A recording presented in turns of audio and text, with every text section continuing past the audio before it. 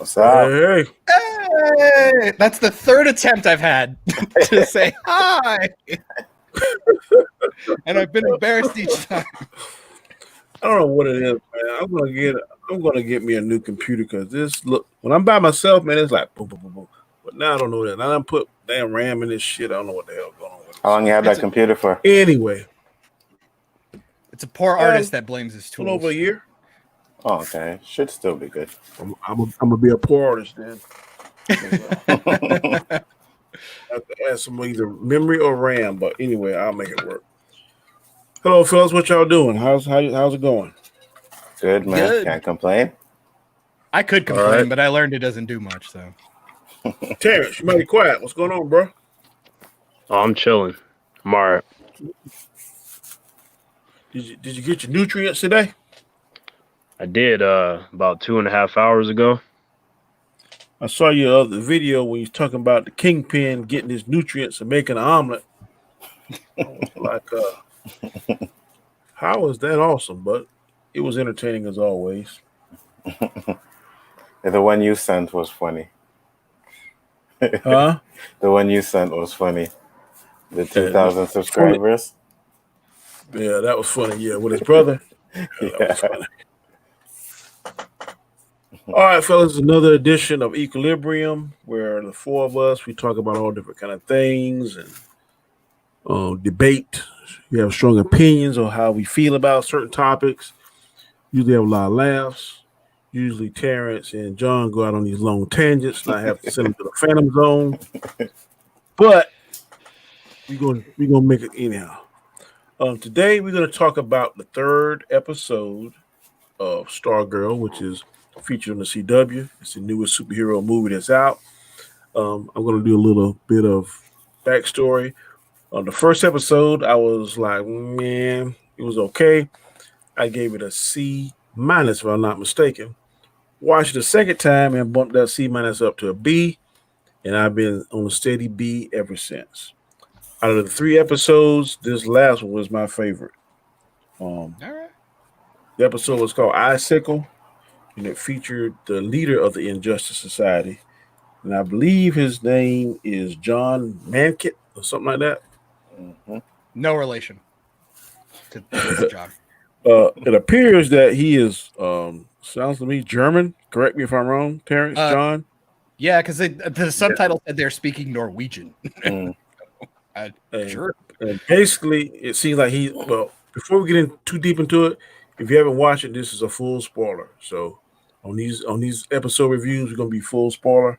You're gonna go in. So if you haven't watched that episode, you might want to click off of it for about maybe an hour and then come back. But the backstory is that this man's wife had cancer. And I guess he was mad at the world, or doctors, or whoever, because they couldn't save her. And they shared a child, and he brought the child in. And as the mother passed, he went outside and his grieving. He made some kind of giant snowstorm, something in the rose garden, and we see what kind of really fueled his fire for as being evil or being mad, or whatever the case may be. Can I say that was all well done?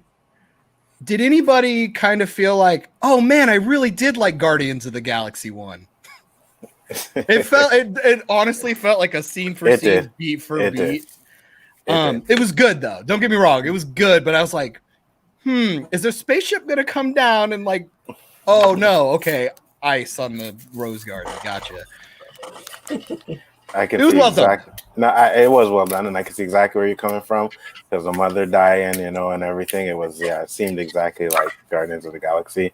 But it was literally a really like, good scene. Yeah. Take my hand, son. It's not like, it was good, but man, it felt real like, oh, I've seen this before. Nice.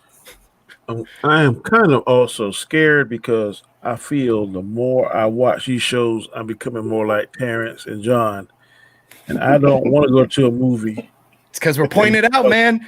And be fucking watching every little thing like I'm a trigonometry physicist. I want to go there and be the plain, dumb, basic math. That's what I want to do. No, we just want to open your mind. We want to open it. No. Come to us, dude, one of us. Y'all be like, if you notice, Stargirl star wasn't perfectly centered. It was a little bit to the right, and it had 6 stars. Points. I don't want to know all that shit. But anyway, I can see that him and his son are going to be fighting each other. I can see that on this first episode. Because he is evil and doesn't have any conscience, and his son seems to have a conscience. Because if you watch the show, there's a girl there that's being bullied by the so-called popular people, and they wrote the word "slut," if I remember, on her locker. And someone covered it up with a pretty flower stuff, and we found out that it was him. If you watch the whole show, so right now I say, yep, they building that up. Also, Stargirl, Courtney Whitmore, I think's her name. She pisses me off because she won't freaking listen. I said the same thing, bro. Doesn't she remind you of the girl from Black Lightning? Lightning? She reminds me of Lightning. Yeah. She reminds me of Lightning. At least Thunder, and I would always defend Thunder, she took lessons from Black Lightning. So when she got out there, she knew how to handle herself.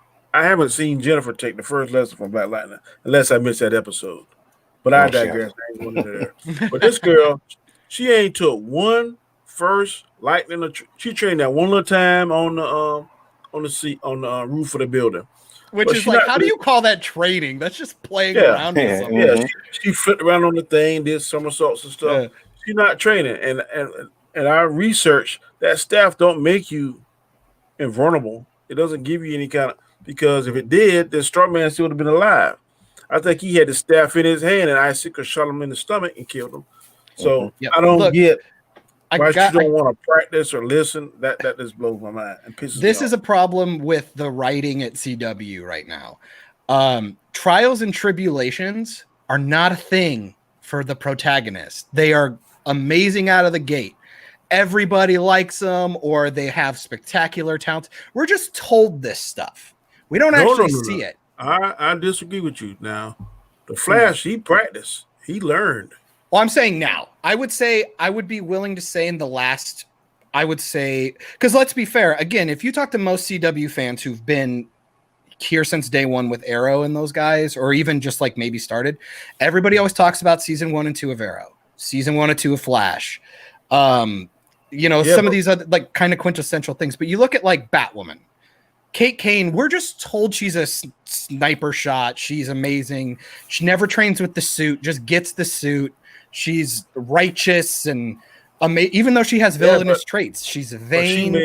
She made mistakes in the suit because there was one episode where she was trying to learn how to throw the batarang or something, and she messed up this expensive jewelry, a vase or something. Yeah. And they were trying to figure out, well, why doesn't it work? And then they figured out that her arms were a few centimeters shorter than. Yep. And come on, a boomerang not calibrated to you. It's not a GPS. Second, I would go, but that's the plot saying that Kate Kane cannot mess up. She is so infallible that it wasn't because she's No, but I'm saying she didn't mess up. The thing wasn't calibrated for her. That is a difference. That is not because I don't know what I'm doing. It's because hang on.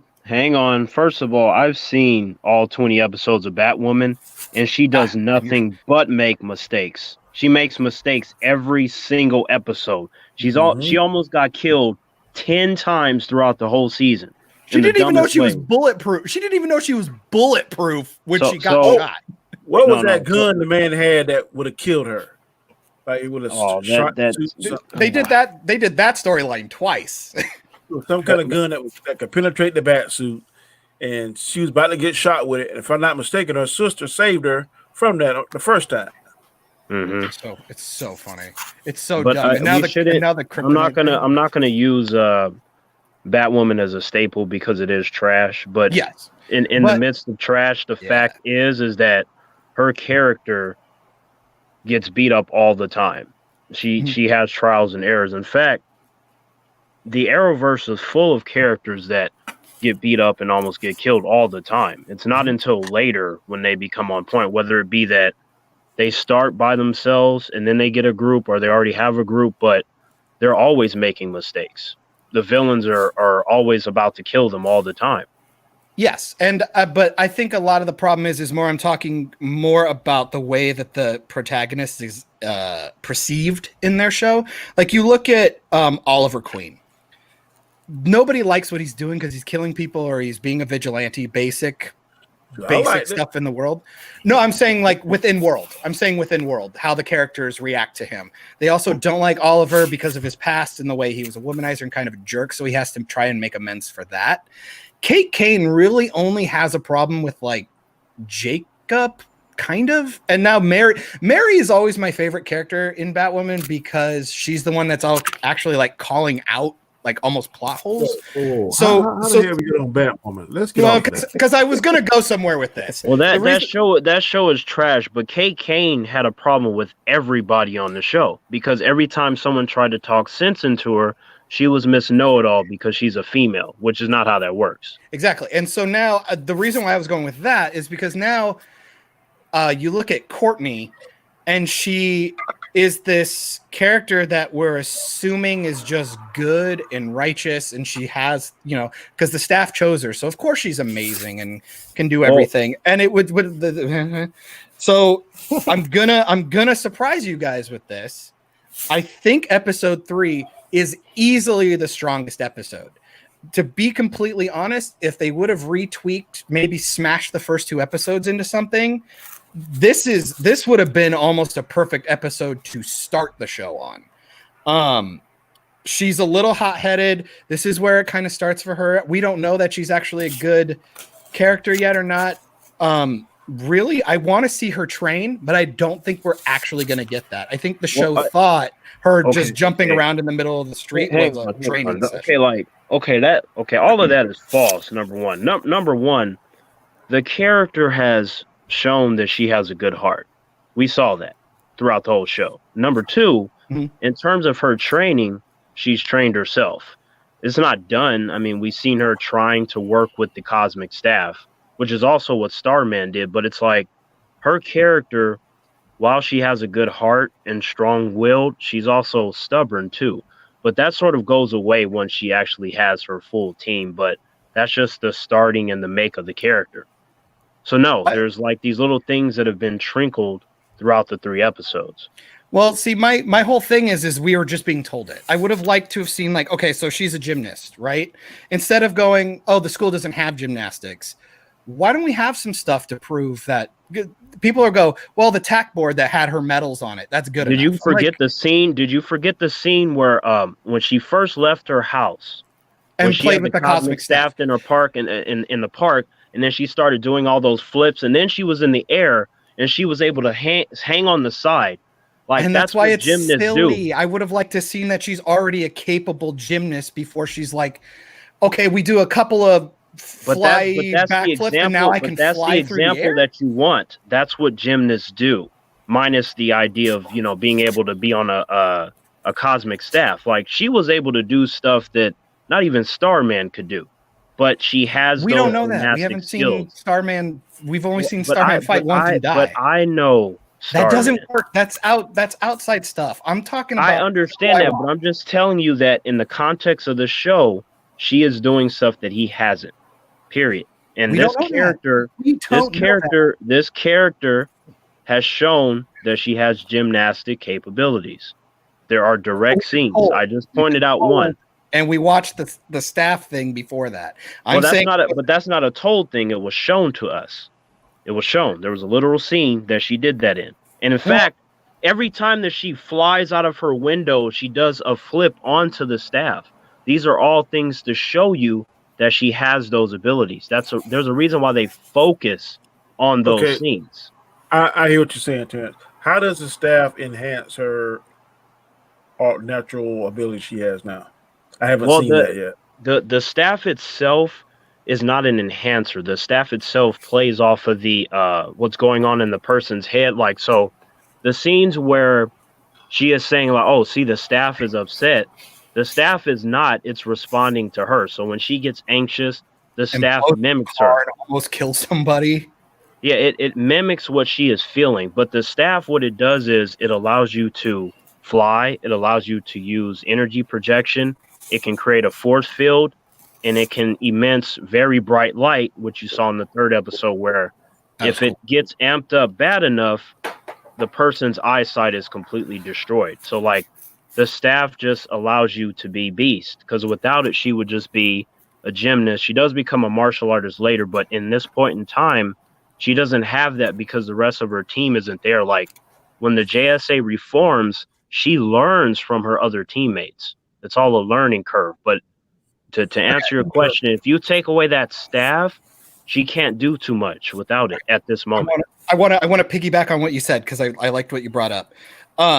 So one, when the bright light thing came up, I totally thought about you because I didn't know you could do that, and you brought that up in a cast, and I was like, oh man, that's neat. But I was going to talk about the martial arts thing.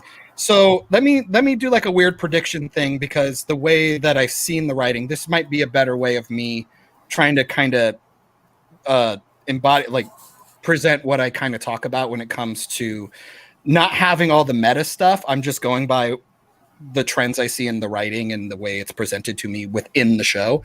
So you talk about how she's going to get martial arts training at some point, hopefully, so she can better defend herself hand to hand without just the staff or something like that. Do you think, because like you go back to Arrow and you see him and Diggle always like practicing new things or doing the salmon ladder, he's always doing something to hone his skills because he has to always be, taking the step next. Do you think Courtney we're going to see progression like that? Or do you think it's going to be like when Ted Grant's daughter inevitably becomes the next Wildcat? Is it going to be like a one-off scene where it's like, oh man, fight, 2 seconds, we're done. And then they'll just go, man, thanks a lot for training me for the last few months. I've gotten really, really good. And then all of a sudden she's just like a video game, just all of a sudden. The show itself has been playing out beat by beat from the comics for the most part, with just a couple of little tweaks. Like it's that's why I said before, like I am in a position to where I'm not upset because it's so faithful. But in terms of her picking up skills from the other members, this is going to happen.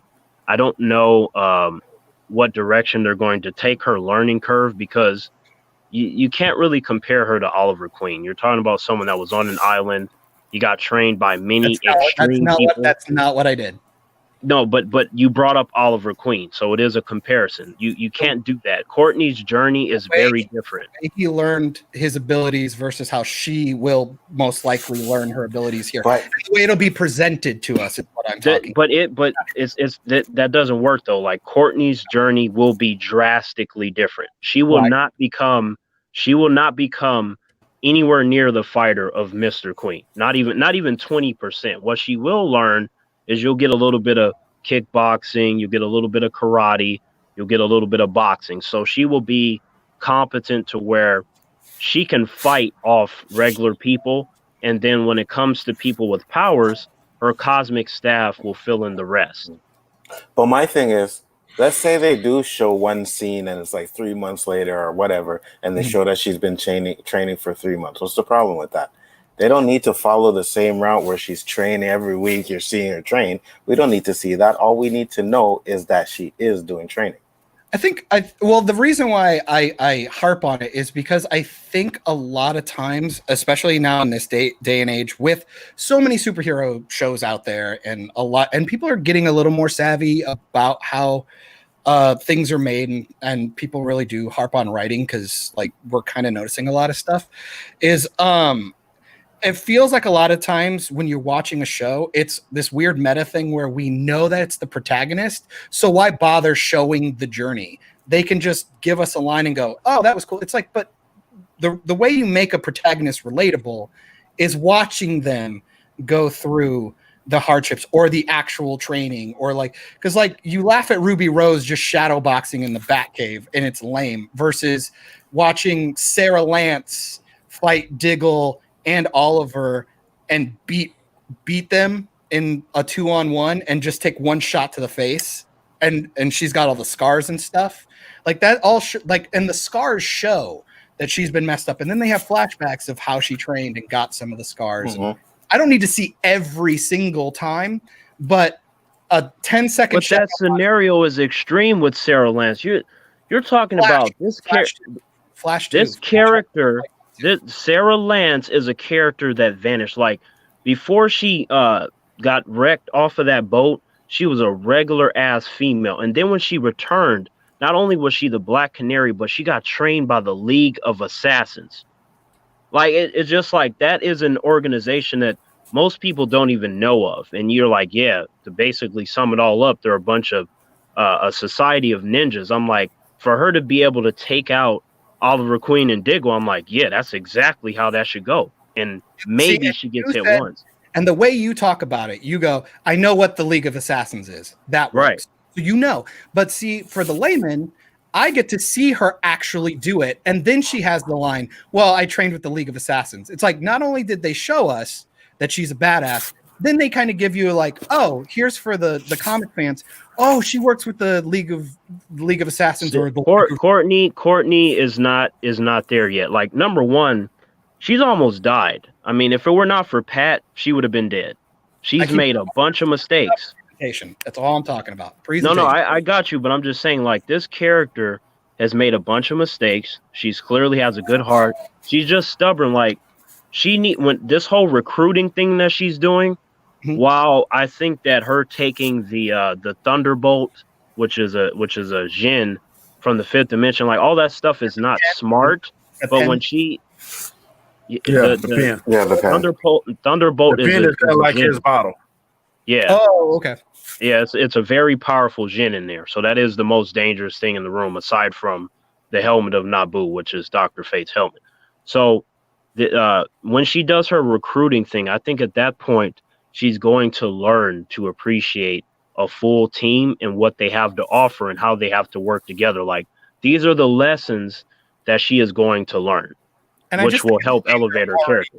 Team up. It's the same problem I had with it's the bogging down of a show. I don't even know the protagonist that well, and we're already showing pictures of other people in their costumes and stuff. It's like, can I get to know Stripesy and Courtney as characters? Like, we have all this episode kind of when you talk about like on the posters or something. Yeah, because they already have what's her face in the new Wildcat costume that everybody's making fun of. Courtney but because Courtney and Pat are main characters, we're going to get to know them throughout the whole series. Unless they like do something to Pat, the rest of them you're going to slowly learn as they get introduced. And then like Icicle, we had this whole episode where you got to learn about him. The rest they will feed you what you need to know when it is appropriate. There will be no, oh, well, I have to, what about Pat and Courtney? Pat and Courtney will be there. So that will always be there. It just sounds like as long as they do it, it's correct. That's how many episodes is the season going to have? Is it going to have like 20? Well, it is. No, it's a number one, it is a DC Universe show that they're airing on the CW. Those shows tend to be anywhere from 13 to 16 episodes.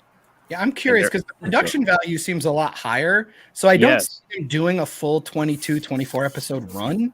That's what I'm saying. Like the DC Universe shows, their budgets are higher. Titans, Doom Patrol, Swamp Thing, their budgets are higher. Titans, oof. I wish they would do Titans like this too. I haven't seen Titans yet. Like Titans has done a lot of cool stuff, but it really does depend on. I feel like the person's appreciation for the characters will make all the difference in terms of how they experience the show. It will always make a difference. But back to Stargirl, like, I like how much they're focusing on Courtney and Pat, and I do not believe for a second that just because Wildcat and then Icicle's son is probably going to be the new Hour Man, and then that one chick that likes her parents, she's probably going to be Dr. Midnight, and then I don't know who they're going to end up getting for the replacement for JJ Thunder, who I don't even think we need to say probably. It's been telegraphed so hard. It's like it's not even a reveal. Like this show, I thought the magician's son was. I didn't think it was going to kill him. I thought he was going to be a part of the team too. But hey, I was not. That's not that expecting that. Yeah. Mm-hmm. and it shows me that Icicle really don't care about nobody but himself and the family, because this guy is supposed to be like the number 2, but because he loved his son and family, and Icicle 4 or 5 seasons later, you see him hugging his son. I don't know if it's his wife's parents or his parents. They're like, you got to continue to work, continue this. Okay, the same way he loved his son, the same way the magician loved his son. But well, yeah, but he didn't. But I knew he made a mistake when he ignored his call. Like you never ignore Icicle. Yeah. That's just. Yeah, I was like, oh shit! That was dumb on him. But was it worth him getting killed? Well, and then, you know what? Like when he showed up to his house, like from what I noticed, I'm like, okay, he's giving him a chance, but I have a feeling that he's probably gonna say the wrong thing and then he's done. And he did say the wrong thing. Because when Icicle said you hadn't really tapped into your powers. You killed your master before he really taught you everything. I was like, yeah, he in trouble. Yeah, he was a dumbass. Like he definitely right there was let me saying, oh, Icicle thinks you soft. So he is very soft. Like if he would have finished his training, like I tell you, there'd have been so many individuals that would have trembled at his name. Like I feel like he's that person where he did not realize his full potential. And I guess technically I would fall into that category in terms of the fighting skills. Like I did not fully realize my fighting potential. Like I got really good, but then I stopped. So, but in his case though, when he latches himself on, he doesn't like respect anything that he's a part of, which is a bad thing. I don't like that about the wizard. Like you those people are your family too. And he's just like, oh yeah, Brainwave is in a coma, and he's just like, well, you know, my son's okay, my wife's okay. It's just like, you motherfucker, like, okay, I'm gonna give you one chance to course correct, and he didn't. And at that point, I was like, okay, he's probably gonna get killed. And I feel that's a little disingenuous to the wizard. I mean, he not only said, like, I talked to Brainwave, he didn't listen. He's the one who went off and did this, and I cleaned up the mess. I took care of it.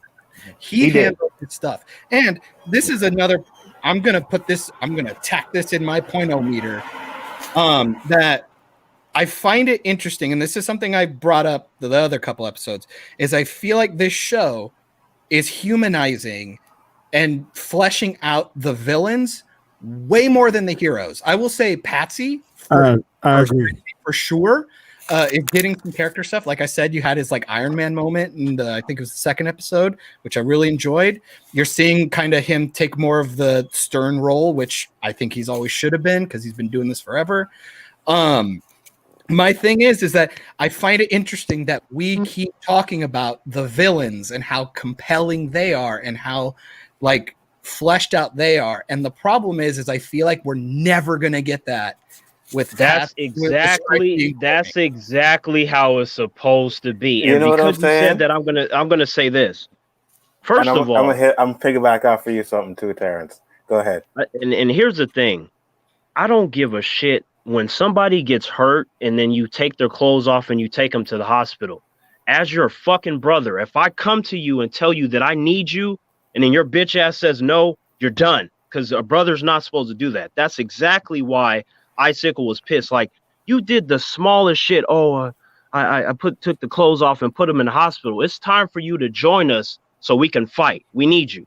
It's like a family thing. You don't just go, oh no, I'm good. I helped them. I'm good. You bitch. I'm no, fuck that. That's why he's dead. I think it's dangerous. You're trying to do this undercover, and I think that even plays against that. Actually, Jay, go ahead first because you said you wanted to. I just wanted to say, how many times have we complained about TV shows or movies not having good villains?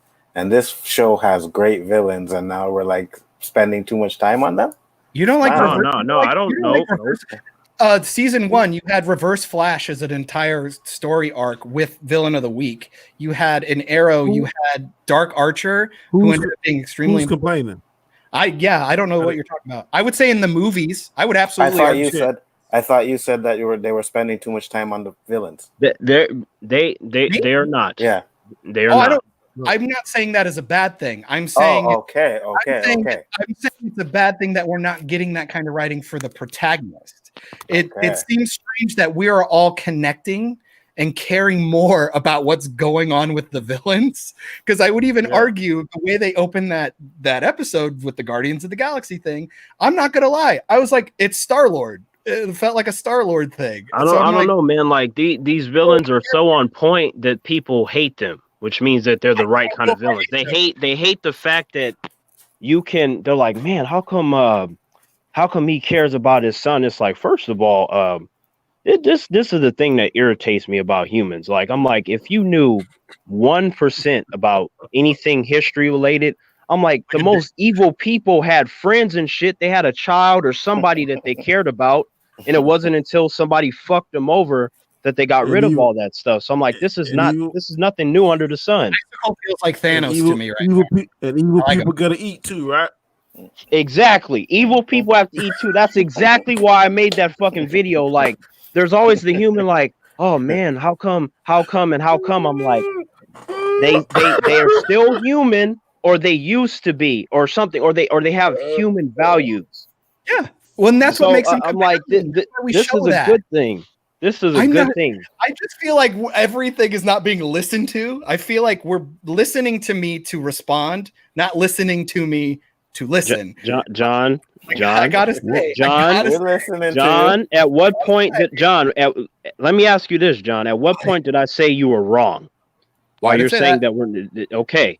I didn't say that. And also, and no, but you're saying that from what you just said that we're not listening. I'm listening to you perfectly. There's a reason why I can come up with stuff to say. Otherwise, I'd be completely left field. All my points are circular here. I'm talking about the presentation of our characters and their traits.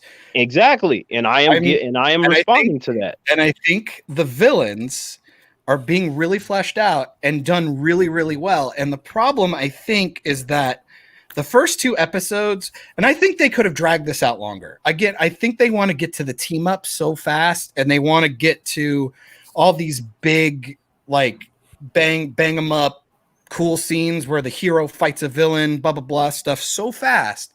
They don't want to lay the groundwork for all the characters that need to be grounded. Again, the villains are awesome. It sucks, again, spoiler, because we already know we're spoiling. It sucks that the wizard got killed. I would have liked to seen a little bit more. I would have liked to seen some more tension thrown around, maybe what he was capable of, that kind of stuff. But he goes out real quick. And that fight's not even cool. He just like grabs it and kills him. I was like, okay, cool. Yeah, the fight was very underwhelming. I thought it would have been more than that. But that's the type of fight it's supposed to be, because they're supposed to show how powerful he is. Exactly. It was like Thanos and Hulk. Same thing. Yeah, like the fact. Okay, look. Let me tell you something. Look. If you would have had a scene, where Icicle and the wizard fought, the only way that's going to play out is he's going to be doing his magic, and then Icicle is going to completely turn himself into ice. It's not going to work, and then he's going to just throw like a shard through his heart. It's like, sure, you could have did that, but I'm just like, know that you're just saying that because we don't know the extent or the power level of Wizard. For all we know, I know about the Wizard. He's going to lose against Icicle. Oh my God, he's going to lose. He's going to lose. They're scared of Icicle for a reason. Yeah, but exactly. Can we figure out what that reason is? What the hell? Like, okay, look. Notice this. Let me tell you something. You've seen Icicle kill a kid. There's the reason. Okay, and then look, this dude.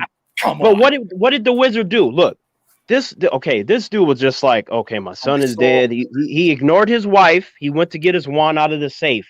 When he showed up to Icicle's house, instead of wrecking him, this bitch ass motherfucker started talking. And that was the only thing that allowed Icicle to off him so fast, because he is so conflicted by his emotion. Because remember, Icicle is his leader, so he wants an explanation, which is also a bitch quality. When somebody offs your kid, you don't need an explanation. You should be wrecking that person. Doing human things is a bitch quality. Why are we? Hey, no, John. No.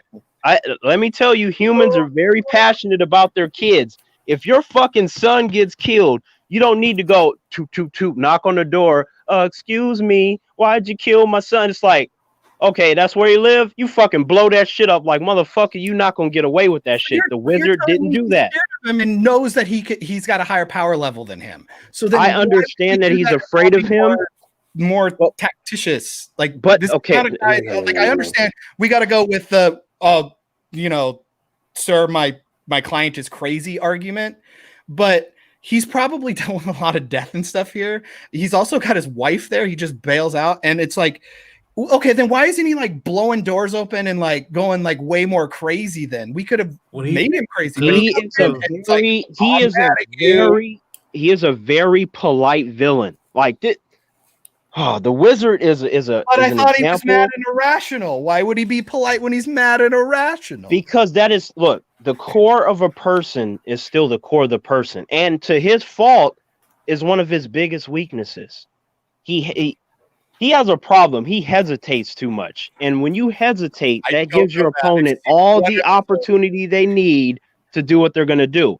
Did you notice how Icicle was like, "Oh, it's okay, brother. It's okay, Frozen." Bitch, lay down, you fucked up. Should've came to my house. It's lame because, like, I don't know their relationship other than fear. Why would the wizard, if he knows he's like gonna kill him and he's ruthless, why would he stand there and open himself up like that? Okay, to me, I know that we watched the same episode. The fact that Icicle came to talk to this man shows that there is something there, because Icicle, if he wanted to, he could have just showed up and killed him. No, he called him. He killed him eventually. But first he called him multiple times. He didn't answer. He showed up to his house. Hey man, what's going on? And he didn't like what he was saying. So then that led to him getting killed. I think it's rushed. I don't have necessarily a problem with it happening. I'm saying it's rushed. There's nothing rushed when there's a progression to leading up to it. There was a call, there was a conversation, and then we know why that happened. It's not like it's a mystery. It's not like the wizard walked out on the street on a Tuesday and then Icicle killed him out of nowhere. 24 hours you're willing to off one of your partners when you're doing an obvious secret plan. This guy No. Like I said, if we're supposed to be brothers and I come to you for help and you say, "Nah, I'm good," you're done. You are not my brother anymore. You're fucked. I've even told that to my brother Tremaine. You do or say the wrong thing and you're fucking done. And I'm not even a villain. That's just me. So like, you think the fucking Icicle is not going to do that? When you are comparing yourself to traits of an actual villain that you are trying to No. This is not trying. This is basically me going off of the episode. We saw a progression which led to the wizard getting his shit wrecked. That was his fault. I said it was rushed. That's what I said. No, I don't think it was rushed. It was a progression. To me, rushed is again the situation that I gave where he just shows up and he talks. We don't have to agree. We don't have to agree. Let's go to the next point. All right, the next point that I saw is that I agree with what John said last week. The era is hard to tell because which one now? First Icicle was introduced. He's driving a damn Cadillac CTS. Then when we go to the scene in the kitchen, the damn appliances look like something from 1960. The era. Gotcha. Era. I thought you said error. I was like, what? Me too. The era. Era. ERA. The era. The time period. Time period. Yeah, I can't tell. I can't tell either. Yeah, I can't tell either, but I'm only imagining that they're just pulling from different things. It feels like that safe that the wizard used, that looked kind of high tech. Right? Yeah. And then that little secret room that the Brainwave used to have his suit, that looked kind of high tech. Yeah. So I don't know if it's kind of like the Batman, the animated series. I really couldn't tell what time period that shit was in. Yeah. It's like, it feels like the writers think that Nebraska's stuck in the 1950s. Remember, he has a Nintendo Switch too, right? I'm saying I cannot let that go. I can't tell what era it's in, but all I can tell you is that from the comic books, they're from the 1940s all the way up to present day. There's time travel, so I'm assuming that the writers are like, "Hey, how about we just play around with the eras?" I mean, that's the best that I can think. Don't use a name brand thing. Yeah, or just don't even use like a specific one, but they're doing it for a reason. I know that there's a precedent for it, but the school bus seen it pretty modern, the regular school buses. Right. So I don't know. It's kind of confusing. I hate that when they do that because, like I said, the Batman animated series, it really used to annoy me. Why the hell does the Batmobile and the guns look like 1950s? But he got all these damn gadgets and shit. I think it's because the only reason I'll get I'll stand the 90s Batman just a little bit is because I think the way that they were trying to do it was very noir. Like they wanted it set in like the 1920s gangster feel, exactly. But it was obviously made in the 90s, so they were like, well, we don't want too many like because you got like ray guns that look like obviously like Nerf guns and stuff now, and it's like, okay. And like Mr. Freeze, he couldn't have had that kind of technology in the 20s. So so I think that's when we got to go with comic book logic, sadly, with it. But at the same time, it's like you can tell they were trying to be private. Well, to me, okay, when it comes to like I said, like it's kind of like they're kind of picking and choosing. I mean, there is precedence for it, but whenever the writers are using some kind of comic book logic or knowledge, I'm like, okay, it's not foreign to me, but the average person might find it irritating, but But also there's a difference between them making up like a Big Belly burger versus there's a McDonald's and a Burger King, but yet it looks like it's in the right. That's all fair. I think that this is again, it's a tasting. It's a preference. You gotta get that's that. That's why I like the Batman best of all. It was no. To me, I knew what time frame it in. I thought to me, I thought Michael Keaton one. No. The animated cartoon. Oh, okay. It's called The Batman. Yeah. Like that one was cool. I just didn't think the storytelling was as good, but it did have a cool factor to it. Yeah. The third season, I like how it transitioned to the Justice League. I thought it was real cool. So yeah. That is my favorite one. The time thing doesn't bother me though. Like not knowing what year we're in or whatever doesn't bother me. I'm just going with the flow, man. You know what I mean? Yeah. It's just confusing. It's definitely not a world. It's it's not a breaker for the show. It's just I'm still gonna watch it. But I know it's not a breaker for the show because I went on the internet and I was like, I want to like every time any sort of DC property comes out, I'm always curious as to what the critics and probably people that don't even read comic books, what their opinions are. And I was like, I wonder if they're going to have anything to say about the characters, the progression, or the time period. And surprisingly, it was just like, oh man, we love this. I was like, okay, that's one review. Let me go down. Oh shit, that's 10 of them. Oh damn. Okay. Made $1 billion. I'm just kind of, I can't, it's nice to feel the touch the water, but it's just kind of like, I don't know. It's strange the things that people let studios kind of get away with like lazy, right? As long as they make a reference or do a neat thing quick, that's all it takes. Like again, I got to go back to Batwoman. Again, I understand it's bad, but you see this trope in a lot of the other ones too. Because it's the other reason why I'm worried about the team thing. Because I think that's where Flash really started to get hurt is because they had 9 characters that apparently we had to give everybody a scene. And I'm like, remember when we used to have these really cool scenes with Detective Joe West and Barry just talking? But to be fair, though, they have fleshed out all those characters, every single one of them. Yeah, but that still doesn't mean that like. No, it means that look, the Arrowverse. Greg Berlanti is very big on developing an entire multiverse. Yeah. So they do these huge arcs. So I'm like. They can introduce on the next episode 20 characters, and I'd be like, well, they're going to have their own episodes and their own arcs. It's never going to be where they just show up, and then we never hear about nothing again to where it's just lazy, like, oh, hey, my name is so-and-so, then we never see them again. That's not how they work. Kind of like Wizard before he got killed. Well, yeah, like some characters do, some characters do get killed off pretty fast. That does happen because it is impossible to give everybody the same amount of time. So you have a couple that, I mean, the MCU is known for killing people off all the time, and people overlook a problem. And that's what about it, but it's also a problem. Plus, like, how many villains are we going to be going through this season, anyways? You know what I mean? We still got I think about Grundy, 7 or 8 at least. right? Exactly. Injustice Society is huge. That's why like I'm always curious to hear other people's opinions because based off of what they say, I'm just like, this person has no idea. Okay, just let them find out. And then when they find out, they're either gonna go, "Yay, I like it," or "it wasn't for me." But they'll you just have to wait and see. Another thing I see is going to be a problem too is, Icicle. I think he's feeling Courtney mom. Dude, who isn't though? It's Amy Smart, man. I think that he's gonna. Huh? Oh, no, sorry. Go ahead, Danny. I say that's gonna be some kind of problem, some kind of way. I don't know how yet.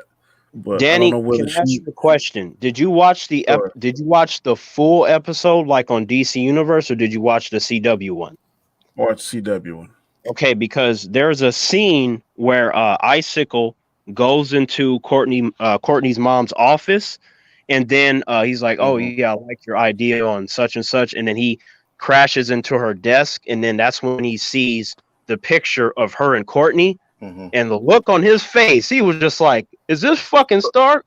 And like at that point, I was like, "Oh shit!" So, to me, I took it as he knows that that's her, or he has this suspicion. So then you see that he brought her into a full blown meeting. So I think that Icicle is going to keep her close for the basis that he made on this. So he know who Courtney is. I didn't know that.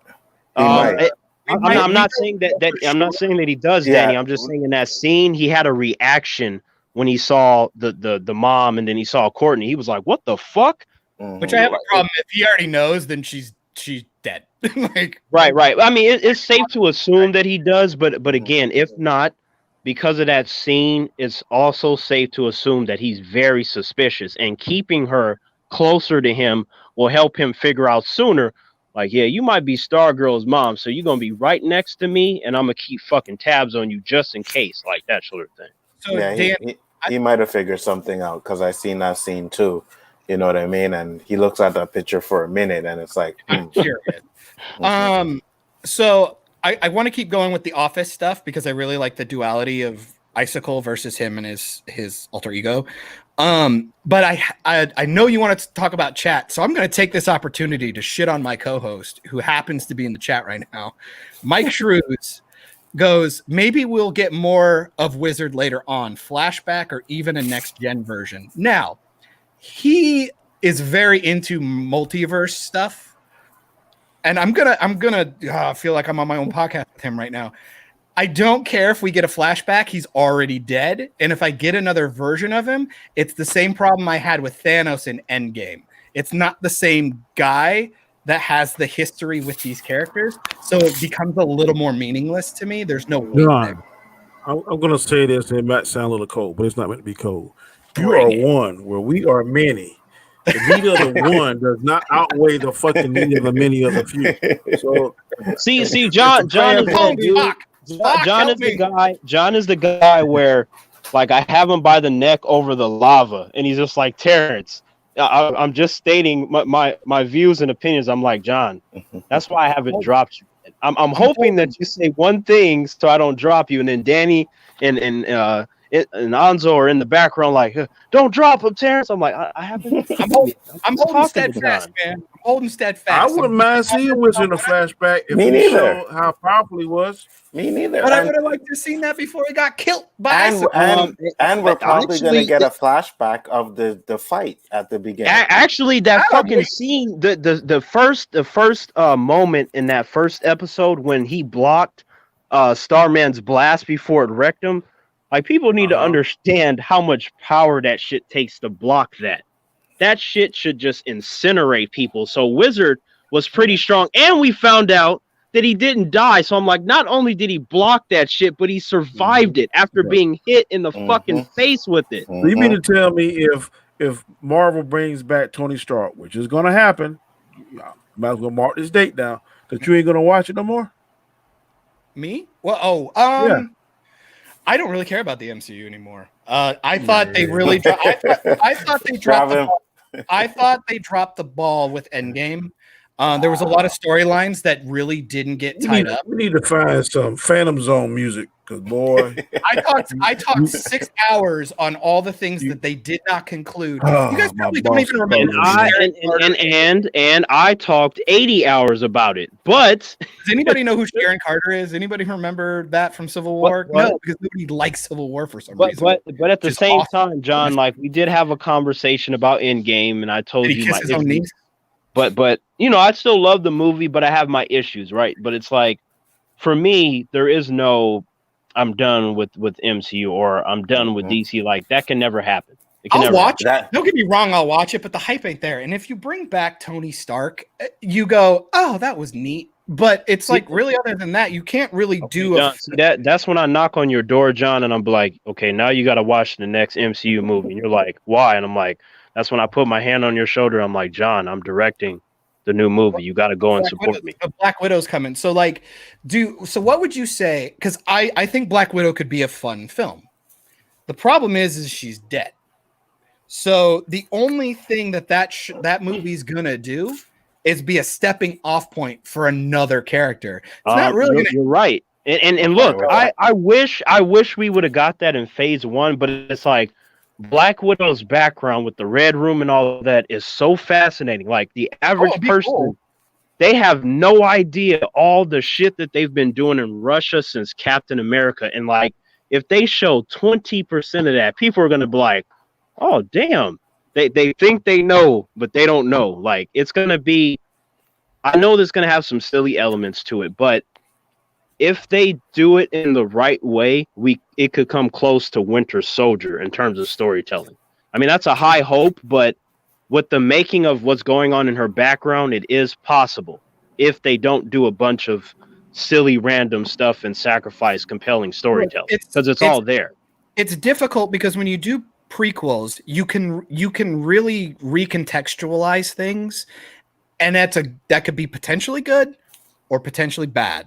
We saw it with Star Wars, and then you have like Captain Marvel, because you know everybody loves the fact that Nick Fury got his eye cut out by Goose. No. When Black Widow's movie comes out, it's gonna be awesome. Forget Captain Marvel. Hopefully it could be just as bad. Like I have a lot of problems with Far From Home. I have a ton of problems with Far From Home with the glasses and Mysterio. John, I will bring your attention, John, to the Black Widow trailer. Like I remember my friends had contacted me while I was watching the trailer, and they were like, what do you think, Terrance? And I was like, I'll tell you what, in 2 minutes, this shit is better than Captain Marvel's whole movie. You know why? Because she's doing stuff. There are fight scenes. There are stakes. She has to run from the government. She has to run from the widows of the Red Room. She has to run from Taskmaster. That's way more than what happened in Captain Marvel's movie. No, that's good. And it's a cool trailer. But, you know, The Force Awakens had a cool trailer. Last Jedi had a cool trailer. I understand that, but I'm only saying, look, the movie could be trash, John, but what I'm saying is my only point is that the trailer itself to me is already better than Captain Marvel. It's already better because there's stuff in it.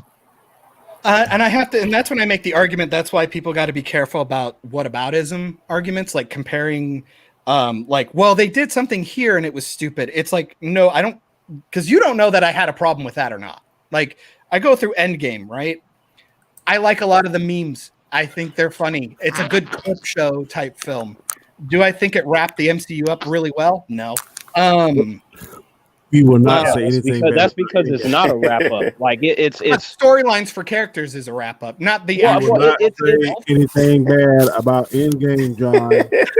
John, it's only a wrap up for the last 10 years, but it's like, I told my friends, I'm like, look, this is just the beginning. You ain't seen nothing yet. But Thanos, I'm like, look, they're like, but all this stuff they gave us, I'm like, I'm trying to tell you that this man is pulling from existing material.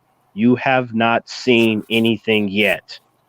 Okay. And my thing is again, I'm going by what I watch and the way it's presented to me. I'm more of if this show is really, really, really good, hopefully it inspires me to go want to read more and develop the world versus the other way around. And with so you're gonna open your door one day, John, and then a bunch of comic books are just gonna fall on you, and you're gonna when you make your way out of that, you're gonna see me with the thumbs up, like, all right, John. You see what I'm saying? But like I'm saying, like you look at the buildup. The reason why Endgame worked for a lot of people is because of these characters we all cared about. We wanted to see where they were going to go. Like knowing Captain America getting that dance. If you hadn't seen the first Captain America, most people probably wouldn't care about that moment. Because they wouldn't even know who Peggy Carter is. I can't speak for everyone, John, but I can tell you my friend's mom, she hadn't seen any of those MCU movies, and she was crying. She didn't even know about nothing, but she was crying. She felt it. Like, I was like, how do you know that? And then it just, I don't know. Because the music tells you to cry, and people cry. But in the acting too, apparently it got to her. Awesome. So yeah. So John, sometimes in life you don't need to see everything else. There's a difference between being manipulated by the film and the way it wanted to manipulate you versus having stock in John. The female cried, accept it. I cried when they my mind. This movie is the highest grossing movie ever. Mm-hmm. So however many number of people watched it said it was awesome, but there's just one person in Massachusetts. Minnesota. I just won. I am not alone. I am not alone. You are not alone, John. I'm alone here. I'm alone right here. I am not alone. Hey, John, don't be throwing a knife in my neck. You heard me say that I have issues, but I still like the movie. But that's why I'm saying, like, that's why I have to go by what's presented, and I have to give the examples, because otherwise people are going to go, you don't know this. You don't know about this thing. And I go, oh, I only know about what they showed me. And like I'm saying, the reason why Stargirl, this episode did a really good job is they really played with a lot of the characters. This is his name Jordan? I think it's Jordan Icicle. Yeah. He is super compelling. The stuff, and I'm really glad that he came in and is like taking over the like office stuff, like the mayoral duties, quote unquote, because they need to get Colonel Sanders to go away. I cannot stand that character. He's so weird. I'm like, why is the case? Yeah, that might be Dragon King. Like, he doesn't show his face. I could be wrong, but he's gonna be popping up sooner or later. But the Dragon King runs KFC. Like the dude with the mustache, he's got the accent. I'm dying. It's so funny. And the first time he shuts down Amy Smart's character, they're talking about restaurants. I was like, man. You remember when Icicle was talking to him and he was like, as smart as you are? I'm just like, yeah, because when it comes to intelligence, John, like I'm just telling you, like I don't have any, so good luck. Like this dude you want in your corner. When you got a problem, he can fix it. Like you're the dude. Like say you walk up, John, you like, hey man, I got a problem, man. I'm going to be dealing with this person, and they got the ice and this and that. He's like, oh, so he's Vanilla Ice, because if you got a problem, he'll solve it. Gotcha. No, I'm saying that he can soup you up. Like he will prepare you so you can deal with whatever enemies. Yeah, he knows what to do. He's kind of like Clyde off of the one or Gerard Butler played that movie when they killed his family. That's a good one, Which Danny. one? I'll give you that. That's a pretty good one. Law-abiding citizen. Gamer. Yeah, like Clyde. Like Clyde off Law-abiding citizen. Yeah, that's a good one, Danny. I didn't think of that. That's actually, I like that. But picture that, but times 10. Like this dude, like if you lose your arm, he will give you a better one. Like if you have powers, he will enhance it. Like in the Marvel universe, they have something called mutant growth hormone, which elevates their powers. He can do that. You don't need a pill. He will just make that shit for you or give it to you on your person. So he's something like Forge. Oh, absolutely. Yeah, dude, Forge is so dope. Like Dragon King, like his daughter Shiv, who they'll show at some point, like he gave her enhancements to make her a fucking beast. Like that's what he does. So, you know, a lot of people, they sleep on him because they're like, well, he ain't that tough. I'm like, well, yeah, but when he can outsmart you or make something to kill you, he doesn't really need to be that tough. So, you know.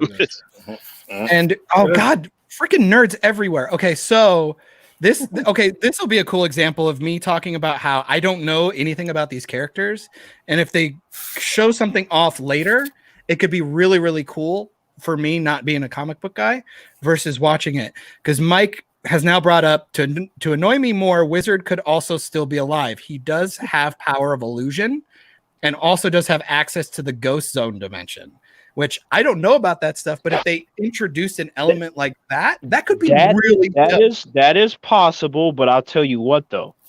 Let's say that that's the case. He still would end up back in that same scenario, except like, okay, say he lives and then they fight that second time and you get this full blown battle. I still see him dying.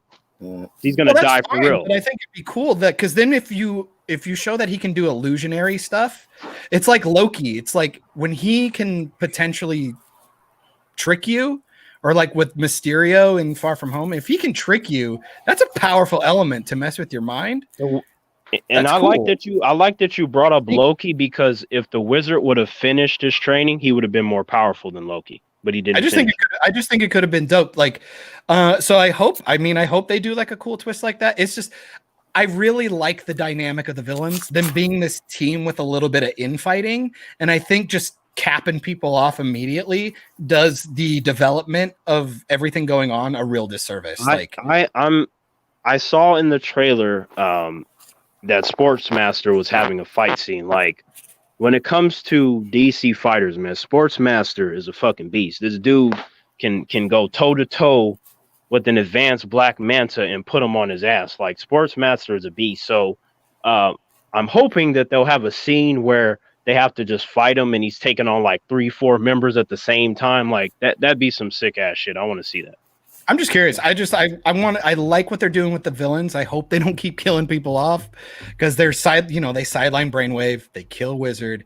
Icicle, I like his dynamic, man. I like him having this back and forth, and I kind of got a laugh because the show really wanted to. This was another thing I kind of noticed, was they tried to do this big reveal at the end with the sun. They did a lot of showing, don't tell in this one, which I really enjoyed. Like, because you guys brought up the slut thing over the locker room, and then all of a sudden we come back and there's this really, really pretty flower mural on it. We see that he drew, yeah. And the next shot, you see him just drawing in his journal. And you're like, oh, he did it. We didn't need to have a whole. Granted, Courtney ends up saying it because obviously we need it, but whatever. But the fact that we saw it first and we're like, oh, that's neat, and he's got a kind heart and blah blah blah. And then they try to do the big reveal that he's Icicle's son. I go, well, you ruined it because you showed the old people first. But there is still so much, like, if like in terms of the new Flash, I'm like, Alan Scott has 2 kids. Like, I'm like, so are you going to bring in one of his kids, or is it going to be a random person? Because Alan Scott's daughter, like, she was born with Green Lantern abilities, like, so she doesn't need a ring. Like, I'm like, there are so many things that they can do. And then, like, I really want them to show Thunderbolt, that fucking Jin, like, because that shit, the way it looks when it's next to the person that chose it, and it can literally do whatever you tell it to do. Like, the limits are your imagination. So if you have a creative person, this shit could just, that's like the best weapon you can have. I don't care if there's like 3 billion opponents, that Jin will fuck all their shit up if you tell it to do that. But it has to like you, though. So that's why if you try to give it to someone, like with the Wildcat costume and Dr. Midnight, that is something you can hand off. But the Thunderbolt, you can't just give him away, because if he doesn't like that person, he's liable to kill that person. So there's that too. So see, and them finding the JSA hideout, or him taking Courtney there. I go, one, I got to make fun of the fact that him taking the sheet off of the table turned all the lights on. That was funny. I love that. Just something silly that. I noticed. That's comic book stuff, John. You know, I just thought it was silly and I thought it was funny. I don't really care, but I just find it funny. They like walked in. It's like, I know that you do, John, but that's how it is in the comic books. When you're looking at panels, shit just lights up and turns on because it's supposed to be a fantastical environment. Okay, that's a weird way to pose it, but it's fine. I was like, I'm just gonna go with its movie making. It's just movie making elements. Like, look, when somebody is making comic book based stuff, you can either make it super grounded and realistic, or you can just go full comic book. Okay. So for me, not a point that I really for me, if it's like, I feel like certain things work grounded, and then other things I can go full comic book. It really just depends on what you're telling me you're doing, really. Okay. But the meat of that scene was more. I wanted to take it back to episode 1 where I was making fun of Stripesy for just saying the characters' names and then we cut to them and stuff. Mm-hmm. I felt that was lazy. The scene we got in episode 3 was 100% what I was talking about. That was awesome. Him like lamenting all these stories with his friends, like Ed Grant giving him the big boy keychain because it looked like his action. Like it was the only action. Hang on, I'm sorry, humans. What did I say? What did I say in the first episode that it was going to be a progression? Like, what are you talking about? I'm talking about how he's bringing up the characters. That's how. That's what I'm talking about, John. I told you there was going to be a progression. Be patient, and you're going to get these things. Yeah. What I'm saying is we shouldn't have done the dumb lazy way. It was just not a dumb lazy way. That is just your preference. You wanted it to be done a certain way, and I'm like, I got you. And I'm telling you that this is the way. But I did not have a problem with it, John. It was really well done, and it like really gave this this really good dimension to Stripesy.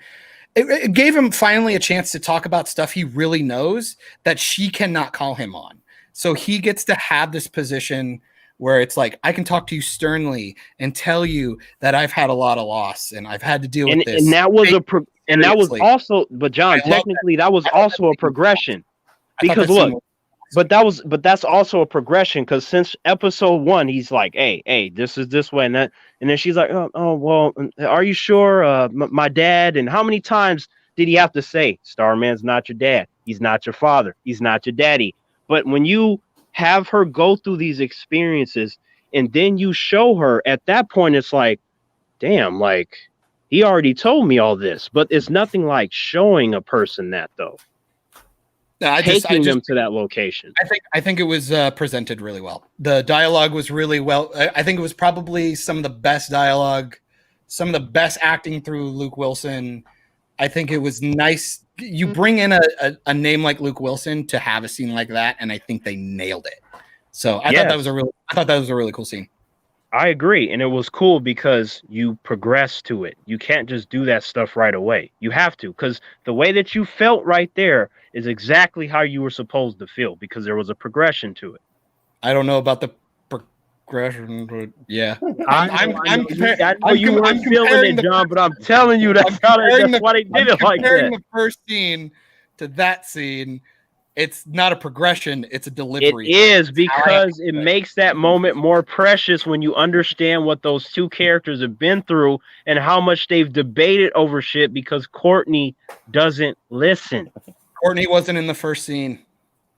No, she wasn't in the first scene, but I'm talking about the progression of how they showed the JSA, and then I had the Pac character, and then you go over to the Pac character again, and you have a JSA scenario, but he's presenting it to Courtney. Okay, we done beat that dead horse. We're going to questions in the chat. But in final words, episode 3 is easily the strongest episode so far. Okay, I agree. Me too. I like the whole show. How about that? Yeah, I do as well. Allstate said the first 3 episodes of Stargirl are so good it already tops both Batwoman and Supergirl for me. I will concur with Batwoman. Supergirl, like, I've heard it's gotten better since Lex Luthor came in. I've heard everybody say it's like way better. But that's because of him, not because of Supergirl. Mm-hmm. Supergirl's the same. I just thought it was silly. So to me, Supergirl, the way it started, I thought it was like cool, but then it got like started getting fucked up pretty fast. Like Stargirl, it doesn't have those issues already. Supergirl has had 5 seasons, and usually the best things in her show is everyone else. Martian Manhunter, Manchester Black, Lex Luthor. Did they really get rid of sexy Jimmy Olsen? Like they went all in on having him be, big tall black delicious dude, and they just like how'd they just get rid of him? Like he was there for most. Big tall delicious dude. He's a good-looking dude. Look, What do you want? Honestly, look, I was not. I wish I looked like that. Let me tell you. Look, I know look, the dude looks good. If I'm like, man, I wish I looked like that. Some okay, some here's stuff the should go to thing. your grave, bro. That's I'm not worried. that should have went to the grave with you. Okay, but because he was there on most of the show, I didn't mind him going away. Like he's had a bunch of arcs throughout Supergirl. How'd they get rid of him? Like, was it actually like a good? Like he actually ended up leaving because he was having some problems mentally, and he was like, he got exposed as being the vigilante Spartan. Like there was all kinds of stuff going on that led to him leaving. Like this dude, he was struggling. What? I said, bye, next. I like multiverse stuff because the multiverse gave us one of the best villains ever made, the Batman Who Laughs. I agree with you. When he comes to the big screen, I don't know if it'll be my lifetime, but that's gonna be something scary. That's facts. That's facts. And Austinator, I'm gonna say I also do like that because I like the idea of being able to, and that's what superhero movies are cool about. Like this idea that superhero fatigue is a thing. Like the idea that, like, you know how people like will equivalate it to like westerns or like no.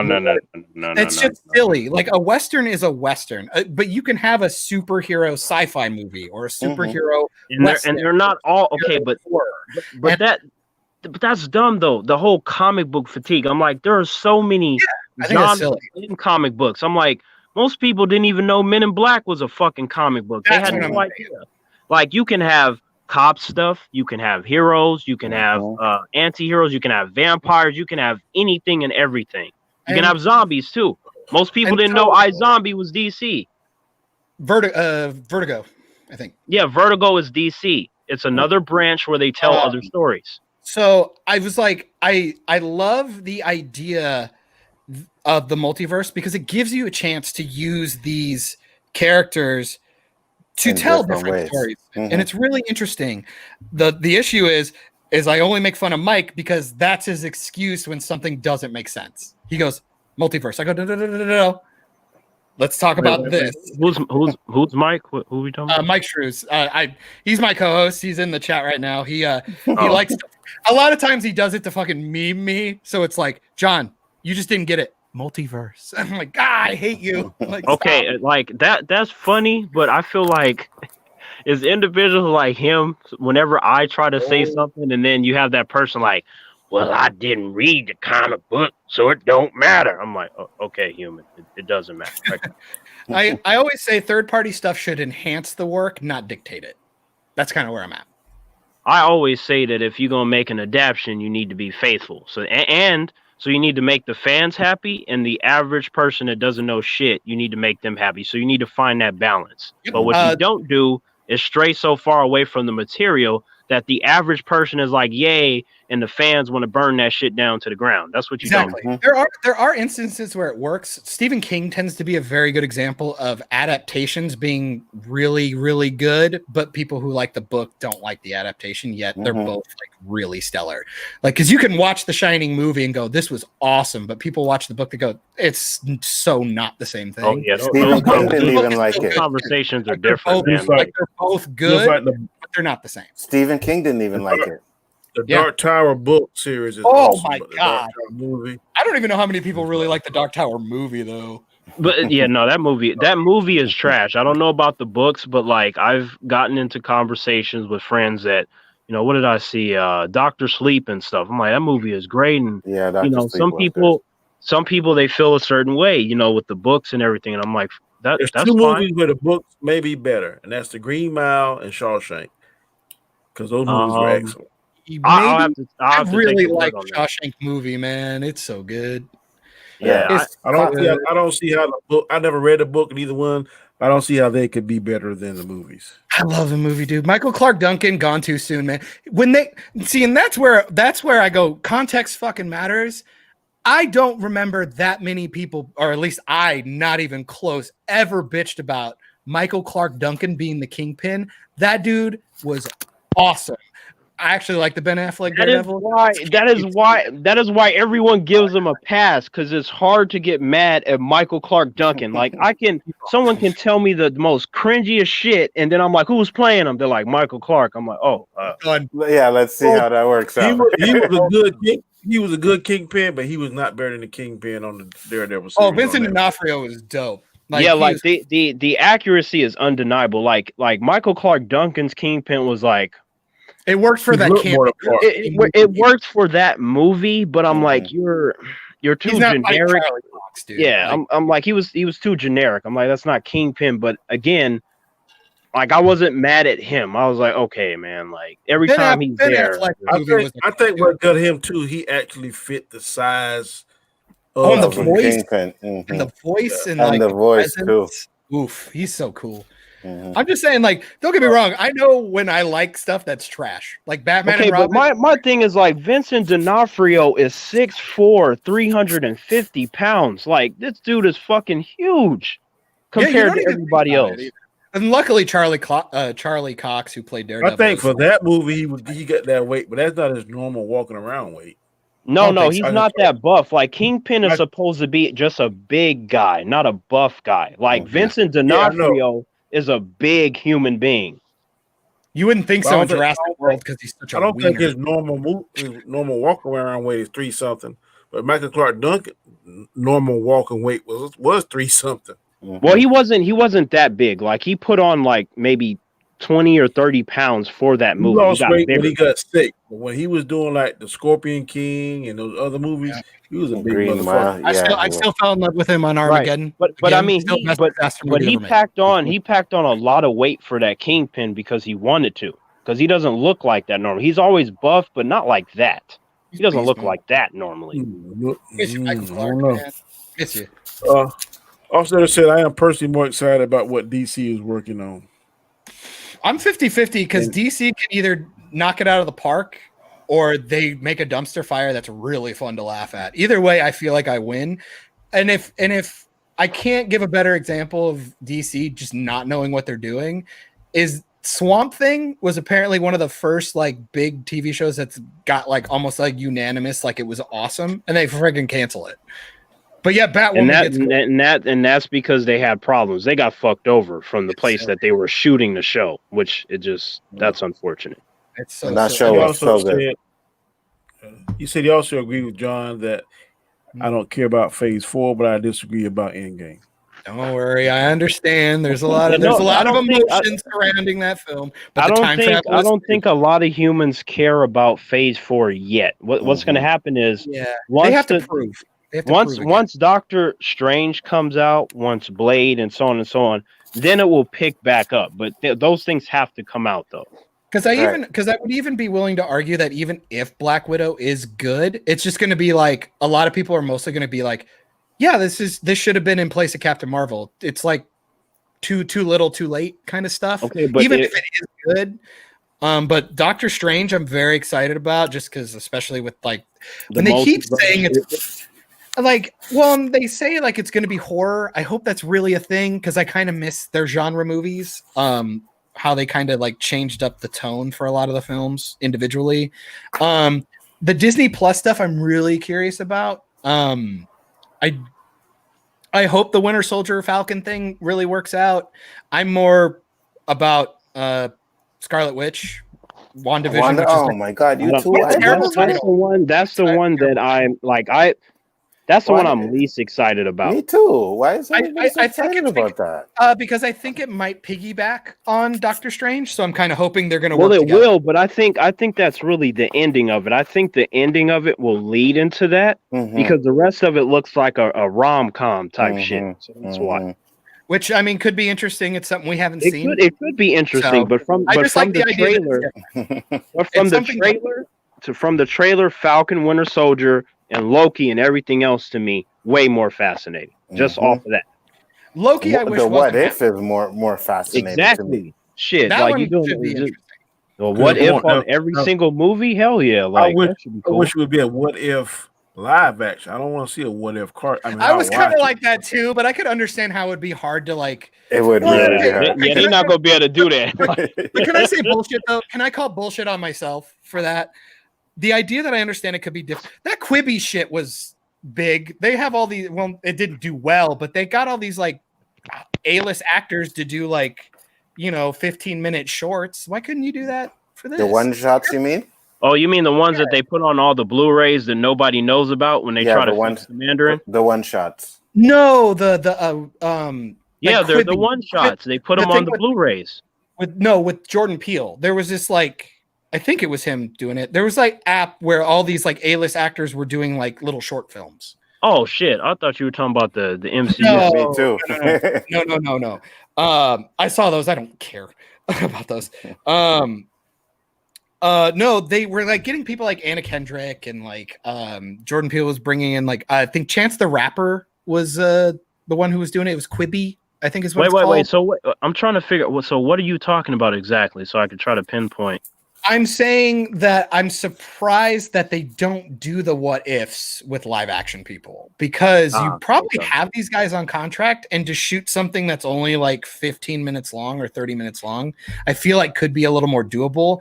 But I guess you do have the issue of like, it's a comic book thing, so you might have more CGI and stuff.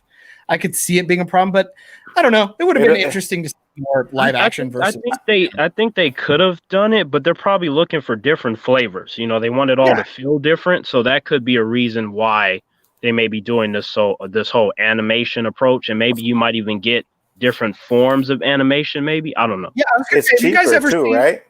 Yeah. It can be. It'll be cheaper. Yeah, because it'll be way cheaper. Like unless they do this super top-notch animation for everything, then it'll be cheaper. Because have you guys ever seen? And if you haven't seen it, please go see it. I don't know if it's still on Netflix, but it's called Love, Death, and Robots. I heard of that. It's an anthology series, so every episode's disconnected. It's its own little story. I did see that. And they have all this different. The stories are super, super cool, and the animation they're all different. And if What If does something like that, I think I'm totally on board. Just to refresh my memory, wasn't one of the first episodes? It was like this girl had she's had like a demon, and she was controlling with her mind, and they were fighting in a pit. That's it, right? It's almost like Death Battle Pokemon, but with mind. Yeah, it was dope. I love that one. That's one of my favorite ones. And then there was like this female like marine pilot in space. She had a really cool fucking story. It was such Love, Death, and Robots. Go check it out. It's so good. Wait, hold up. I just read the Dominican Scott with the Black Widow thing. Mm-hmm. Well, okay. How much is it gonna change? Like, because I feel like the likelihood of me.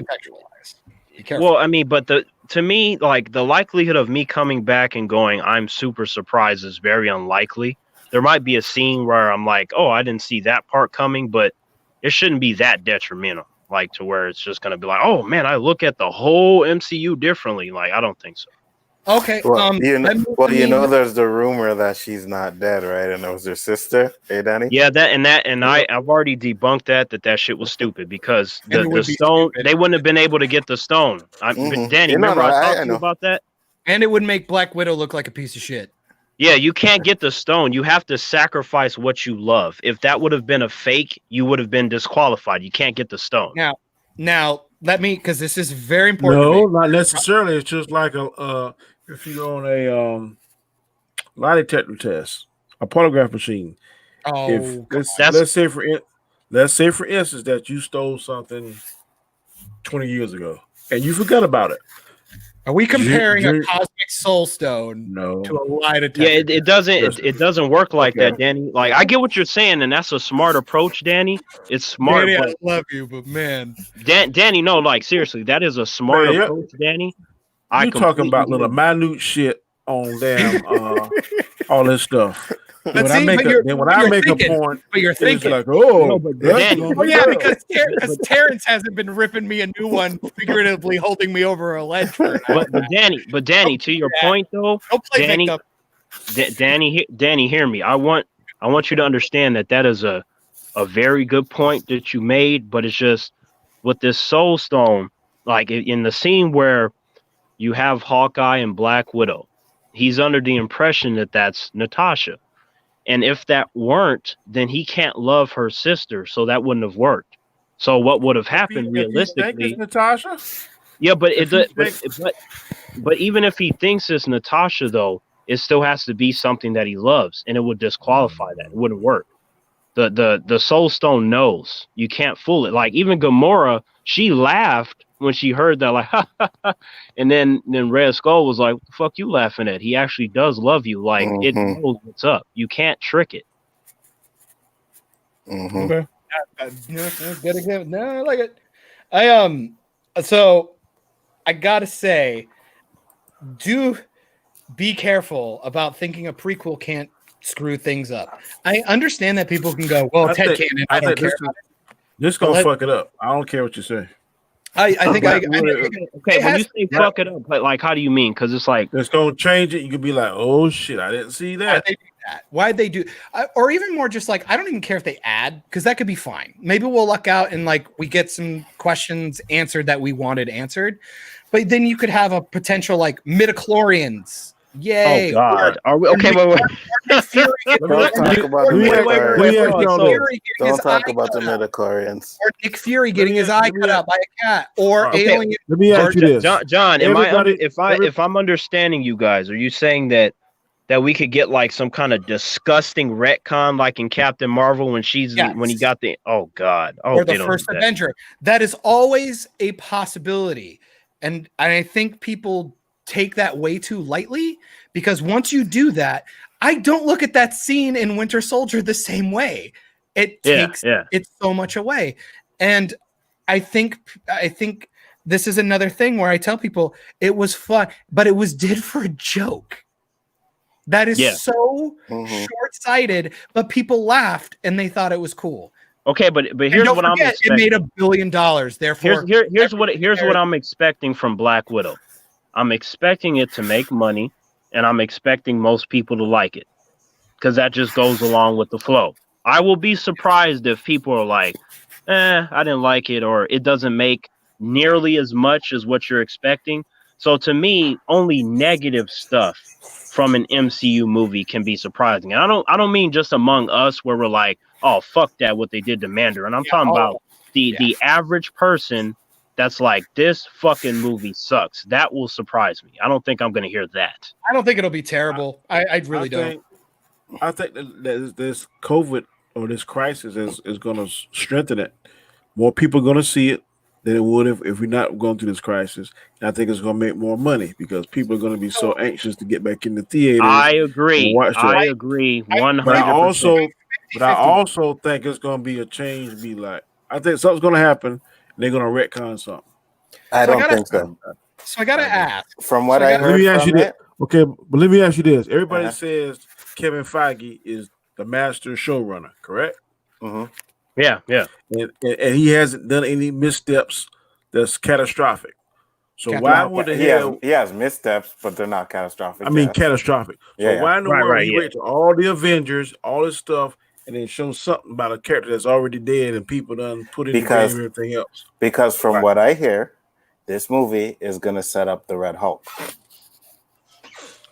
That is interesting. I've heard that from a couple of people. One of my buddies, he's a huge Hulk fan, and he keeps swearing up and down that they're going to do that. And I told him this. I was like, because I know the inner workings of the Hulk and all their programs and what happens in Russia and all this other stuff, they can easily do that, and it would be cool. Like, I would cheer for that. But I'm like, I don't know. I guess, like, maybe if they do it, I won't be surprised. I just think it'll be cool because the Hulk, he hasn't had a solo film, and you can do stuff with him and Red Hulk and others that are Hulk-centric characters in a solo movie. So maybe if they do that, and then Kevin Feige goes, hey, by the way, yada, yada, Hulk. And then everyone's like, yeah, about fucking time. And then, So yeah, right, because Red Hulk doesn't have that same restrictions that the regular Hulk does, right?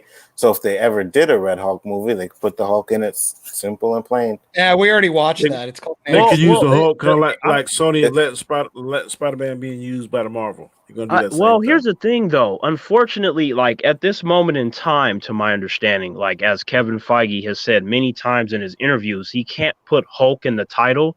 So Red Hulk would still be Hulk in the title. So I don't know about that. But who's to say that, like, okay, say Enzo, that, you know, they do the whole Red Hulk thing, which would be amazing. And then Kevin Feige goes, hey, we talked it over at Universal, and then, you know, maybe that could be a roll ball effect of awesomeness. Like, that'd be cool.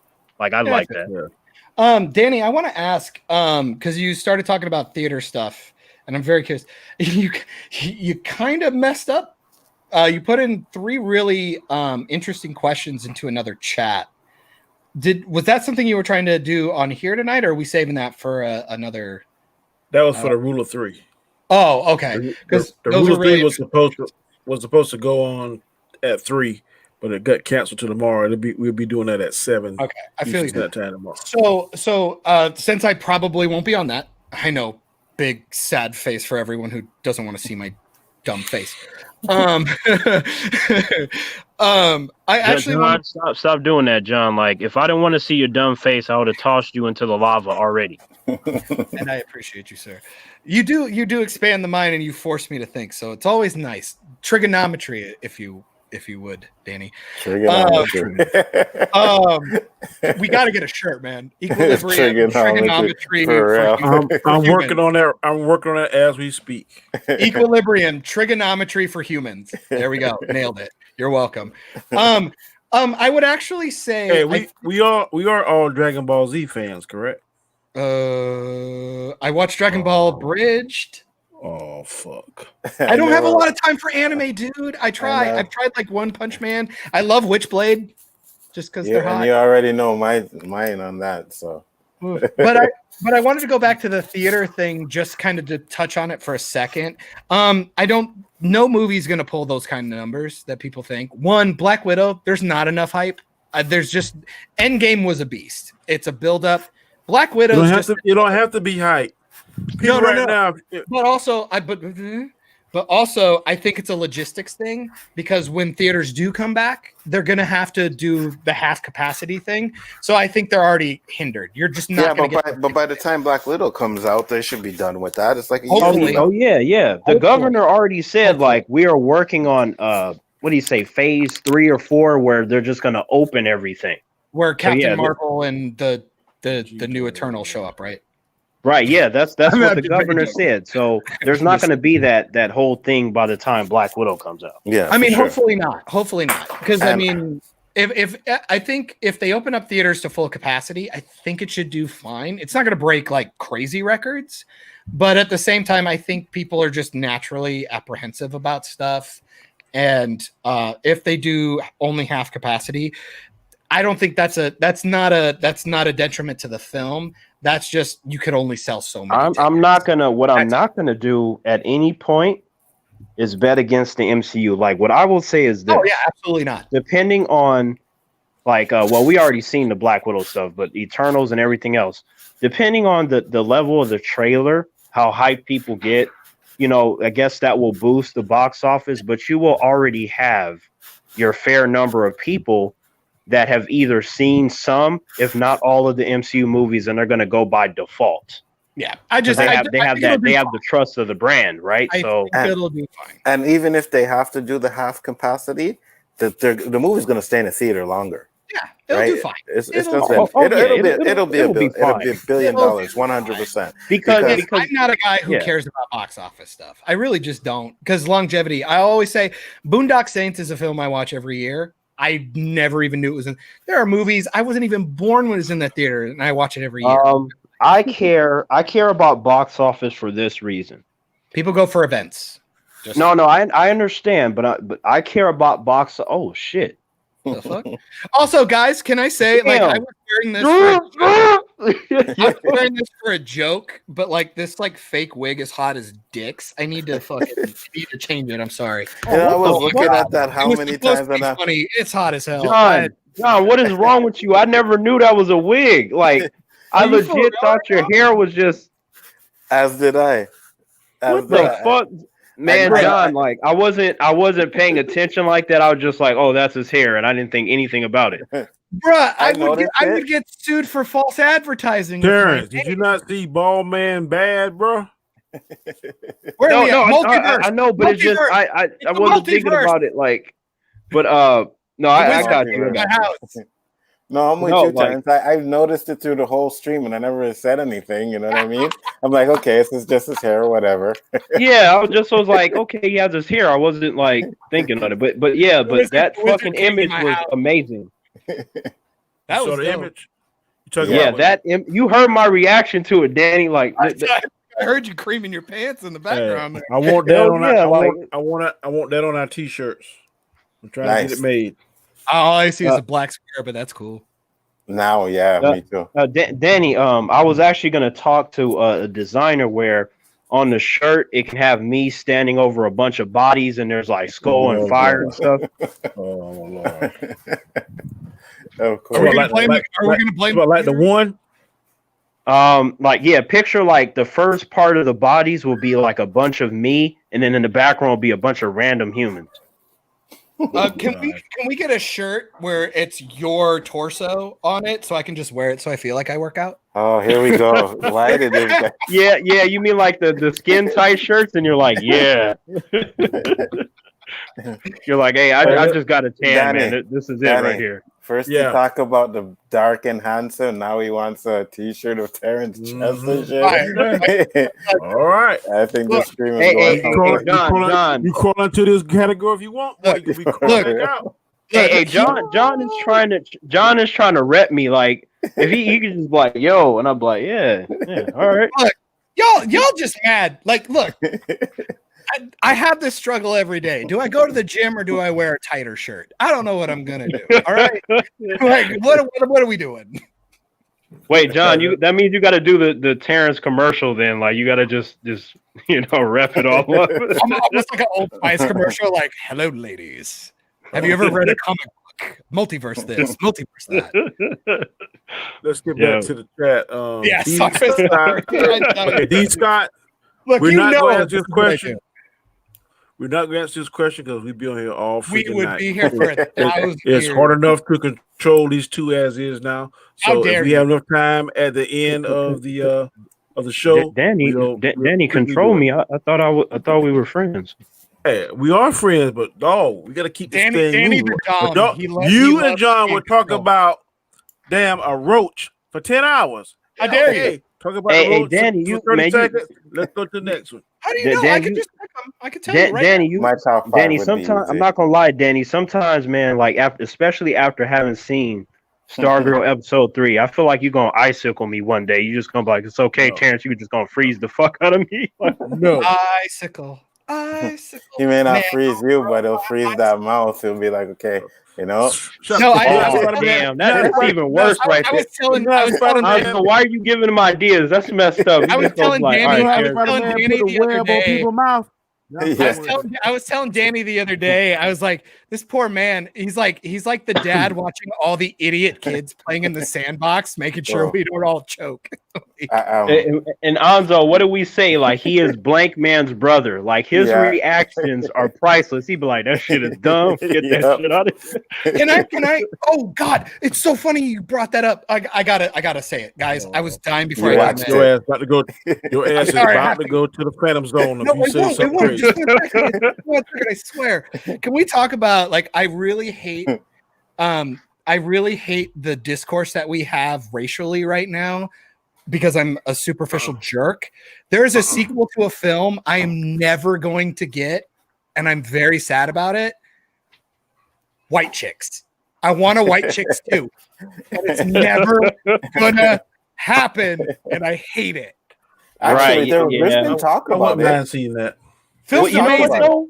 You know what though? The Wayans brothers though, they tend to have more balls than most people. Yeah. They're untouchable, baby. Oh, man. From I'm Gonna Get You, Sucker, all the way down to the scary movies. Yep. Oh, Don't be a man, menace. yeah. Yep. Don't be a menace. Little man was kind of shit though. Like, let's be fair. You know why? Okay, but let's be fair. I feel like that was just them, like, just doing something quick. You know what I'm saying? When they actually put the work in, they do great shit. It's like, bro, you need a paycheck right now? Yeah. Hold on. You know why I liked Little Man?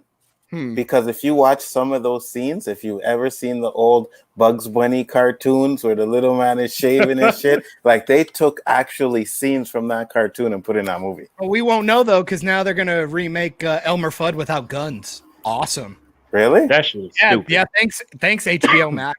You suck. What they're doing a remake and they're bringing back Looney Tunes in their style, and they said Elmer Fudd will not have a gun. So what's he gonna hunt bugs with? Oh no, he's just gonna. Oh he's shit! He's just gonna yell Karen. He's gonna ask for the man. Hey, Danny, I got one for you. So, Danny, say you're watching a trailer, you don't know what it is yet, and then it says written and directed by Quentin Tarantino, and you're all into it. You're like, what the fuck is this? Overrated. And then it reveals that it's Blank Man. Would you watch it? Fuck no, I wouldn't watch it. How dare you? So Danny, DiCaprio is Blank Man would be great. Danny, you wouldn't be curious about a Blank Man written and directed by Quentin Tarantino? I know. I want to see. It's called Phantom Zone by Danny Graham. Here how it goes. It wasn't me. Fucking victory lap.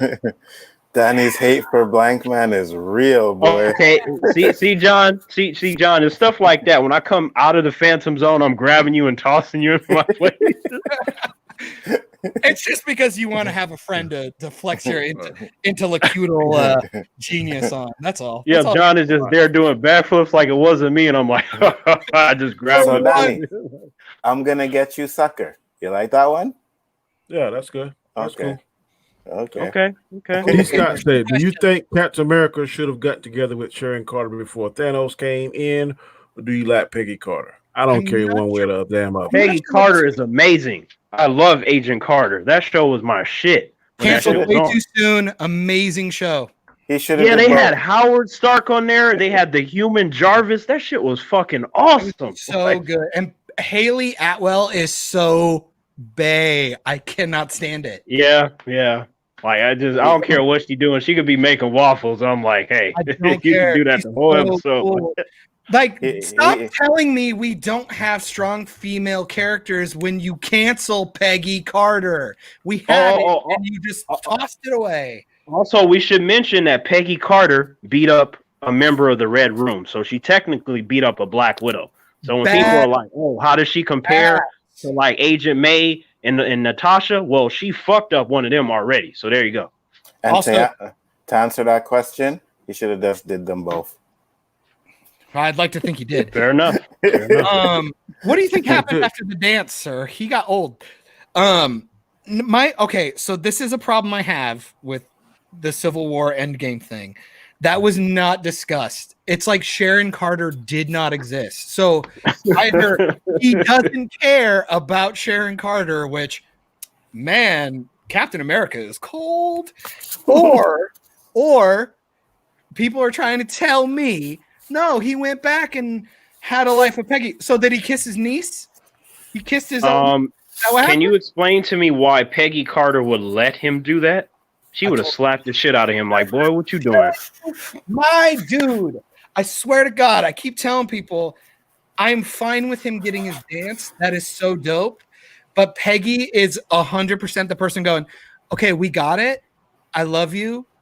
Go back and be who you are. Like, you know, right? Shit like that. I can't stand. How many times did she smack the shit out of Howard Stark when he had a stupid ass idea? She was like, "You ain't doing that shit." Terrance, we're back on. Bring me back from the ledge, dude. Just for one more show. Bring me back from the ledge. No. Hey, we all good. It's more than that. John, I told you before. Sometimes I'll have you hanging, but I'm not really gonna throw you in unless you just really. We got this. I'll bring myself back. So right now you're still just holding him there, right, Terrance? Right. And I'm holding John and ENZO and Danny are in the distance. I hope they don't get closer, but yeah, like right now. 90209 said, do you think Do you guys think the Living Tribunal will ever be in the MCU movies? I have no idea what this means. Shit. Yes. I do not hear that name too often, boy. Like, yeah. You know what?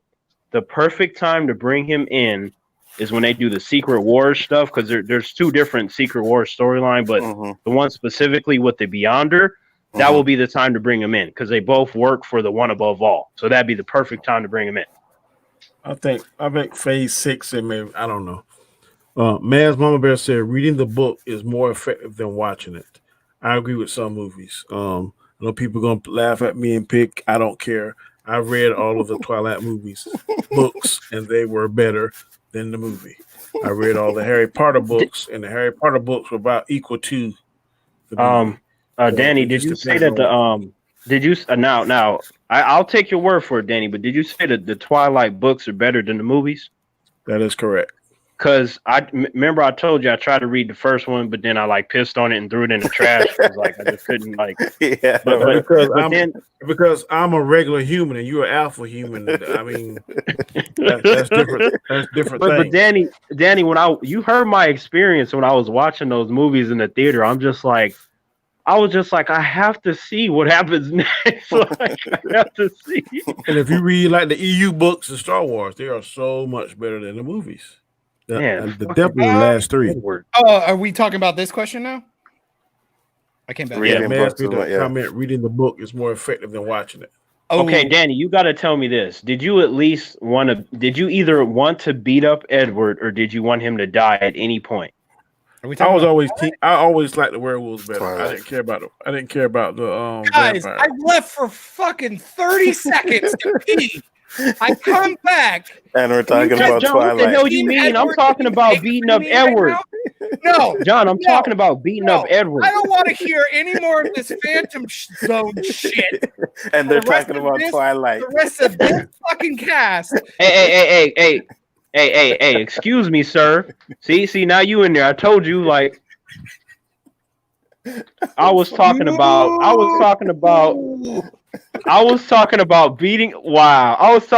beating up Edward. And you're just like, what are you guys talking about? You should be happy. You're talking Twilight. I don't care how you split the hairs.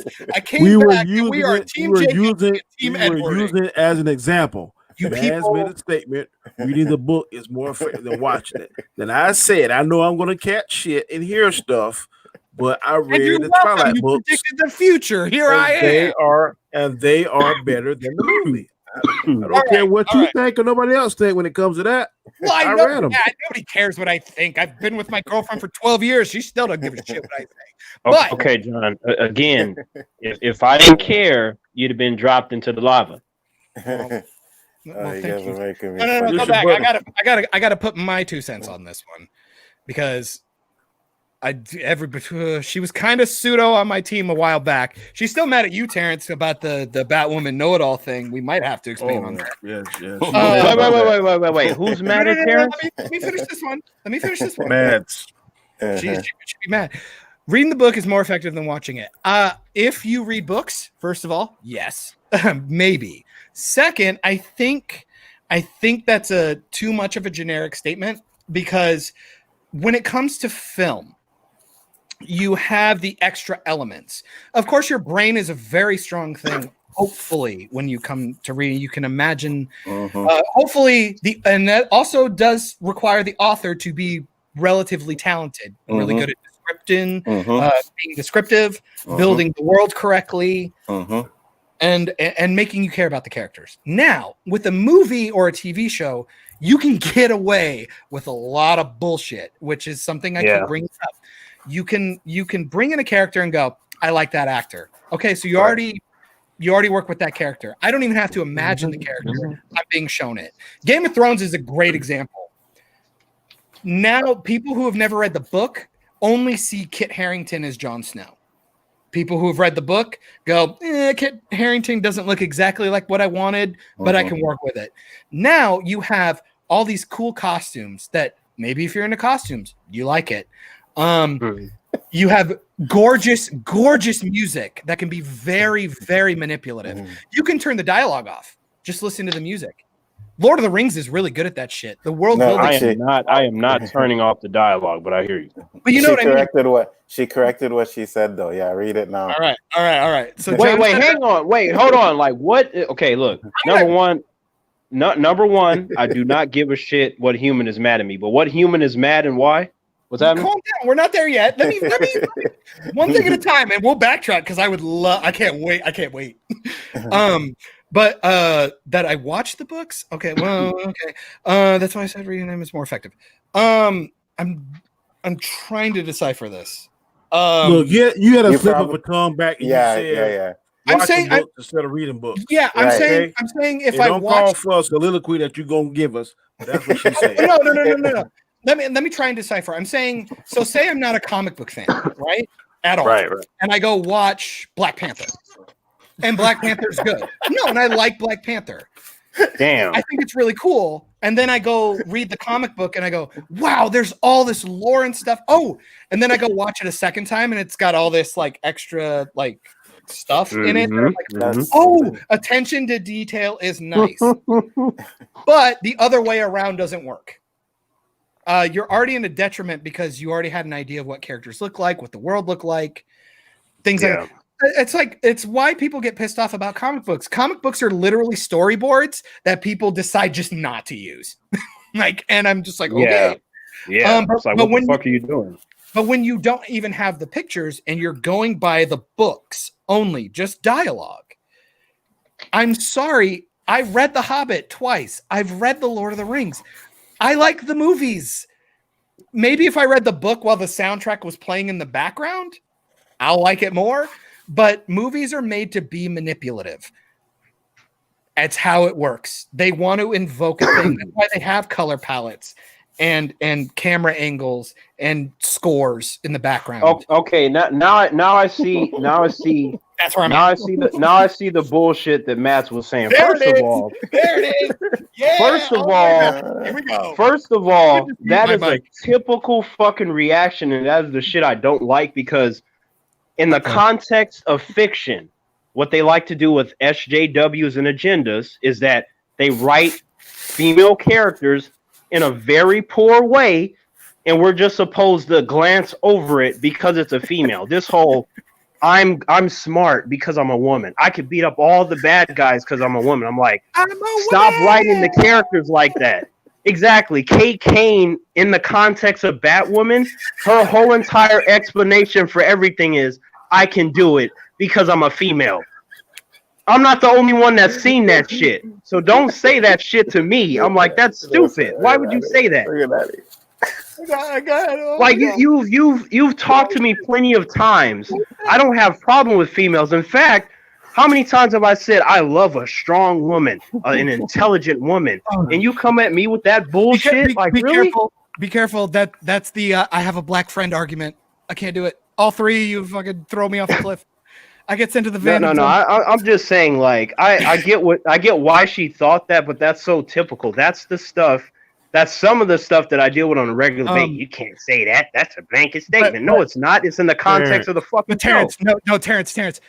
100%. I'm with you. Sad mom. Sad. I'm so sad. Sorry. Fucking hell. Batwoman is so poorly written. She talks down to people constantly as if she knows everything, yet she proves nothing. She fails constantly, has villainous traits. Oh, remember that the realtor thing that she was doing? That's not existing. She murdered somebody. Stop. She's a terrible character. And just because she's a woman and a lesbian, right, twice on this show, on this show, she broke into the Batcave. She assaulted a man, broke into the Batcave, stole his technology.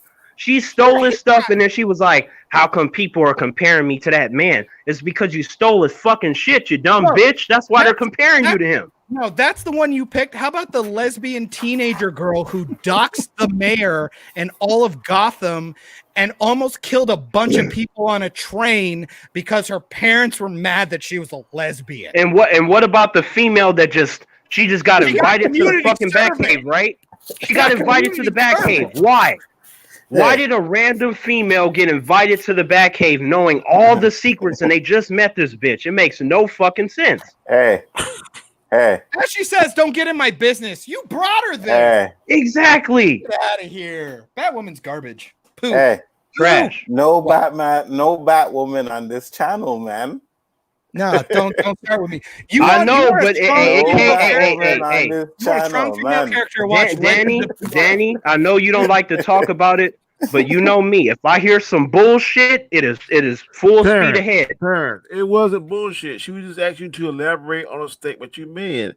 Mads, I love you, and I love the fact that you went after Terrance. Hey, look, I'm not mad at Mads. I'm just like, oh man, like I had to make sure that was crystal fucking clear, so that way there's no confusion by even the listeners. I don't want there to be any form of confusion.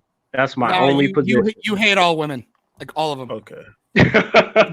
You never liked a woman ever. All right. It seems that we have caught up with what the chat questions. We go to a different phase of the show. I think Enzo wanted to expose us or review to us some shows. If it's like that last show he sent to me, I don't know what. Not really reviews. But what are you talking about, bro? You didn't like Galaxina? I've never heard of that shit. What was that? I didn't. You guys sent me the link. I didn't see that. What the fuck was that? It was like some kind of second-rate version of Flash Gordon to me. I'm like, what the hell is this?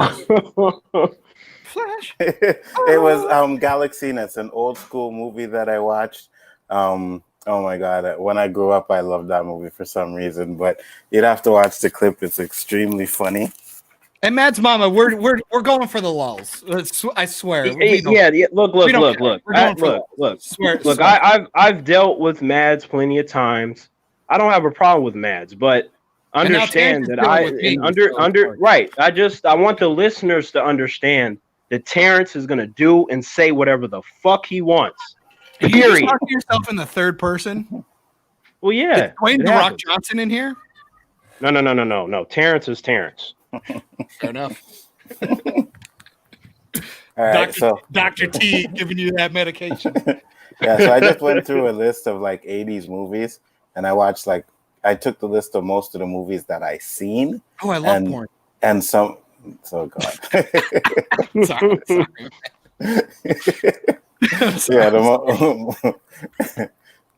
And I seen them, and I stuck away with ones that we like probably know we all seen. Like Superman was on that list, and Superman 2. Mm-hmm. So I didn't say those, but Sword and the Sorcerer.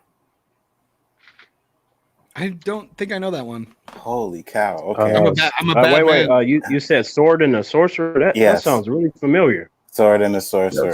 It's like Go ahead. That's something like King Arthur or something? No, it's like a Conan. It was like a Conan type of movie, but the guy had a sword with 3 blades on it, and the blades would shoot off, and there was a tail and all kinds of stuff like that. That sounds so damn familiar, Enzo. Like 1982 fantasy adventure. Yeah, Sword and the Sorcerer. Guys never seen that? Like Kroll or something? Wow, look at you! My brain, like Enzo, my brain is tugging at like memories, but they're like blacked out. I'm like, I'm about to make fun of you, Jay. 5.6 on IMDb out of 10. 71% on Rotten Tomatoes, so not too bad, and 39% on Metacritic. Oof. But okay, wait. A medieval prince rescues the damsel and avenges his slain family with a triple-edged sword. You know what? John is going to be the reason why our company gets burned down. Like, we're going to come back from our lunch break, and the building's going to be on fire, and John's going to be waving out the window like, I just had a meeting. Like, all right, Team Jacob, Team Edward people, get out of here. John has all the statistics and shit. Yeah, that movie did this. I'm sorry I Googled something. Jeez. Just wanted to learn. All right, so along the same lines of that now, there was Beastmaster. I remember that. Okay, you remember Beastmaster. The guy that could talk to the animal.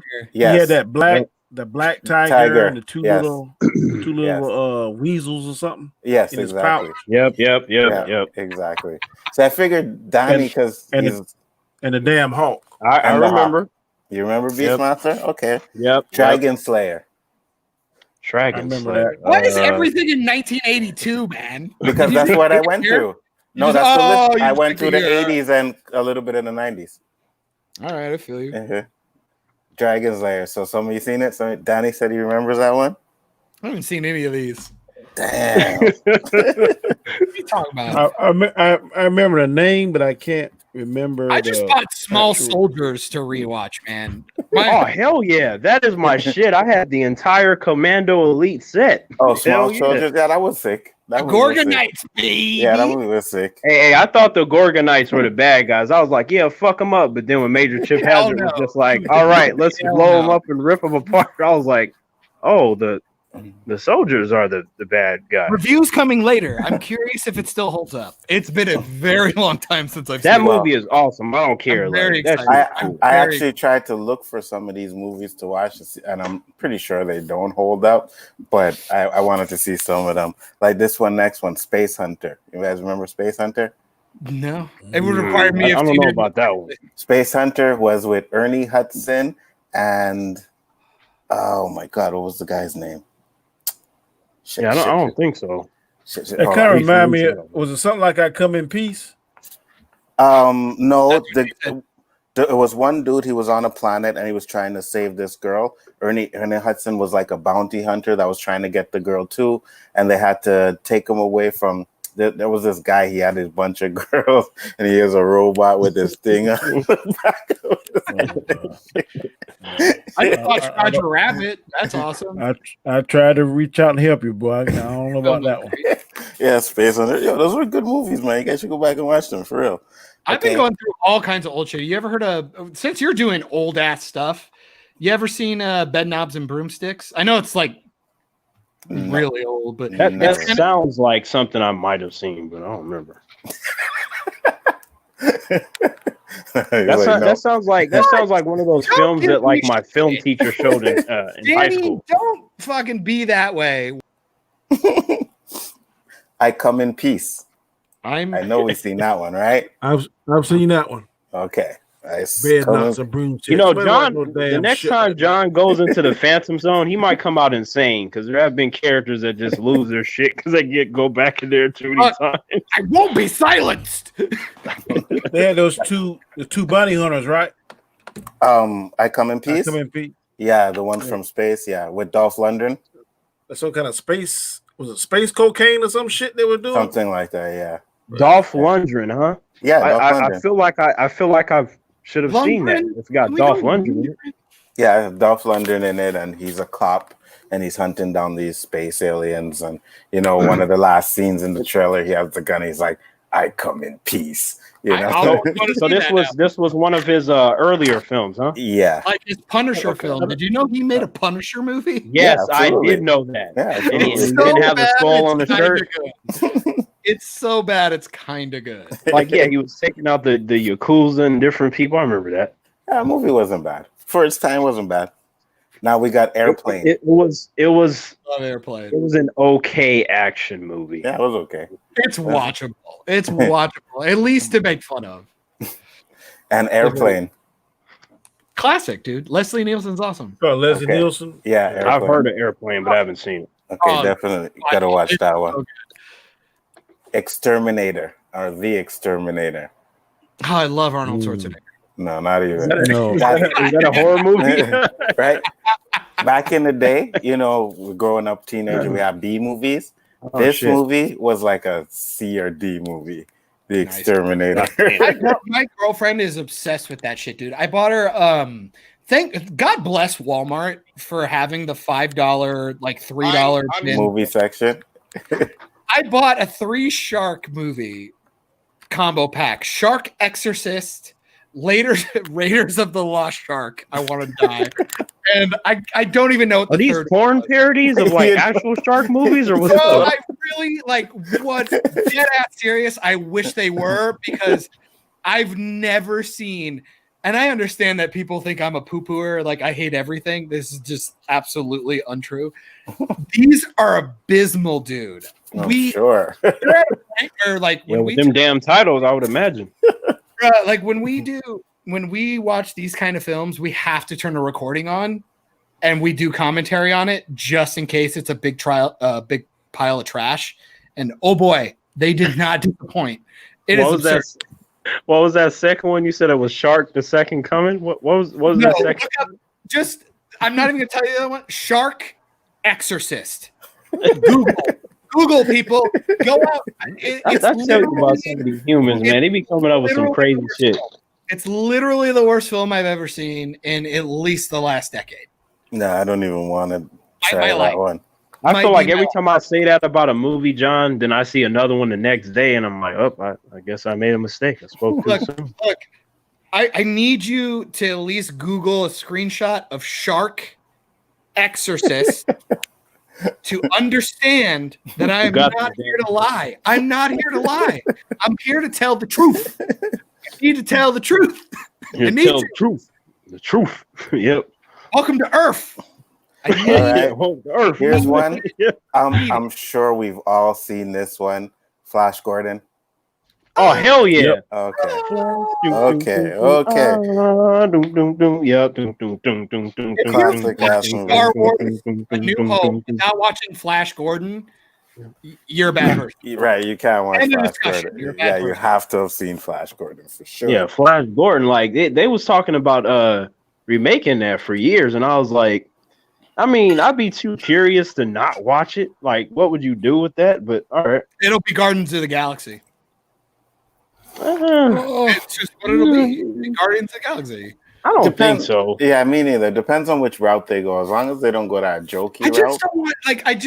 I think sometimes we put these rose-colored goggles on. No. Actually, they shouldn't do it. No. But like, go back and watch the first Bruce Campbell one, Evil Dead. Mm-hmm. And then they remade it. Is that really? Yeah, what Evil we Dead 2. I like Army of Darkness better. No. I'm saying they remade it. Yeah, I know. Yeah. Evil Dead 2 is basically a remake of Evil Dead 1. But like, no. They rebooted the movie. Yeah. Did a new one and like updated. 5 years ago. Yeah. Okay, yeah. The later one. The second remake, technically. I'm afraid that's what we're gonna go. Oh, fucking hell. There it is. No. What's gonna happen is we're gonna get Flash Gordon, and he's gonna get beat up and killed in his own movie, and there's gonna be a random female character that's gonna save everybody. That's what's gonna happen. It'll be a non-binary. You're not progressive enough. So no. Mark my words. You know that's gonna happen. Put up the one for the Exterminator, the one I just asked you. Watch that one. I want you to know we watched that film because of that thumbnail. Why? That does not happen. That does not happen. That scene does not exist. The movie is bullshit. John, did you see that? Did you see that recent Terminator film? That's how they're gonna do Flash Gordon. Dark Fate? Yes, dark trash. That's how they're gonna do that. I'm actually sad because I can't figure out which movie's worse, Dark Fate or Genesis. They're both Dark Fate, because Dark Fate is disrespectful to the whole lore. That's the difference to me. We can ignore it, but Genesis literally deleted the entire timeline. Okay, it deleted it, but like because of that specific scene, that's at the beginning of the movie, and then the rest of the movie, what they do, and they not only disrespect John Connor. But Sarah Connor is a fucking background character, and she sucks. She should have died in that first scene. She would die protecting her son. Yes, I know. I'm just saying, we literally are in a timeline right now where we actually have to argue which reboot is more pathetic and inept when it comes to talent and filmmaking. Oh, that's bad. Hollywood is shit. Reboot. Yeah, I'm tired of them doing that. Look, back in the day, man, we used to have so many just excellent, strong female characters. Now it's just this boring, shoved down your throat, the same thing in every franchise, fucking it up type shit. That's what we get. I want to see more diversity in storytelling, just because I want new IPs. I want new stuff being made. My big thing is, if you didn't see diversity back in the day, it's because you weren't paying attention. I agree. It was there. And see, now they're doing more of it, but they're not doing anything good. Most of it's not. They like to do like, see, look at us. We're different. And then when you watch it, you're like, what the fuck is this? And don't do that. And don't get me wrong. I understand me looking as I do. People will get it misconstrued. The practices there might have been a little goofy. Behind the scenes could have been fucked up. That's the stuff we need to change. But the actual art of storytelling needs to make a comeback. And people who are talented need to take the reins and make new IPs and move us fucking forward. I'm so sick. People telling me that we didn't have these people. I was talking to Danny the other day. I don't watch Men in Black and enjoy the film because Will Smith looks like me. I enjoy it because he's a good actor who is representing me as the layman who doesn't know about aliens. Speaking of Men in Black, well, that's down the drain considering that new piece of shit we got. See, that's the shit I'm talking about. Let's not talk about that. Oh God! I heard 3 is pretty good though. I heard 3 is good. 3 is better than 2. Men in Black 3 is better than Men in Black 2. Can I have a hot take? Here's the hot take. Sorry, guys. Men in Black 2 is shit, but might have one of the funniest comedic scenes I've ever watched in a long time. Will Smith trying to get out of the plastic piping for like 2 minutes. Oh my God! Really? Might be some of. It's so stupid. It makes me laugh. So annoying. But the film, no. I like the scene when he was with Frank, that dog, when he was singing, and he was like, "Man, bring your head in here before I roll it up in here." That film is so dumb, but I like it. Remember when Hollywood thought Johnny Knoxville was like the best actor? Yeah. Yeah. He was in Walking Tall with Dwayne Johnson and shit. Yeah. And that one with Schwarzenegger. Yeah. So what about the next movie? ENZO? Smokey and the Bandit? I watched it, all 3. Okay. You guys got it. Death Warrant.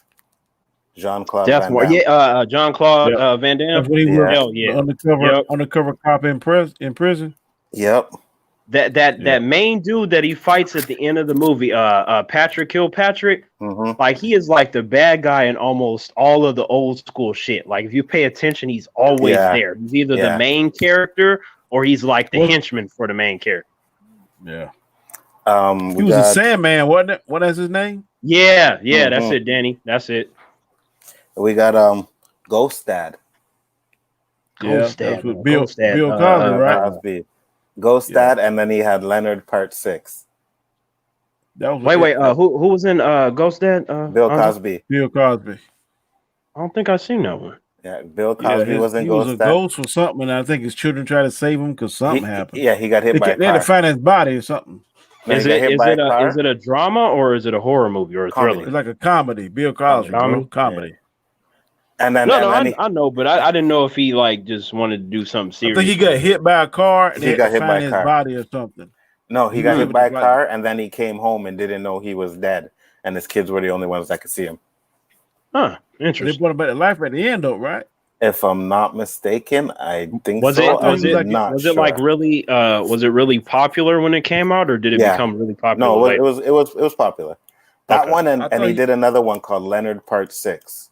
Now that was stupid. Did he write a damn ostrich or something like that shit? Some crap, like a space ranger or some bullshit. But I like that movie. I remember liking that movie. I feel like he's calling in a missile strike to kill us all. I like that movie. What about you mute, John? Oh yeah, you're mute, John. John is plotting to kill us all. You know, how did that?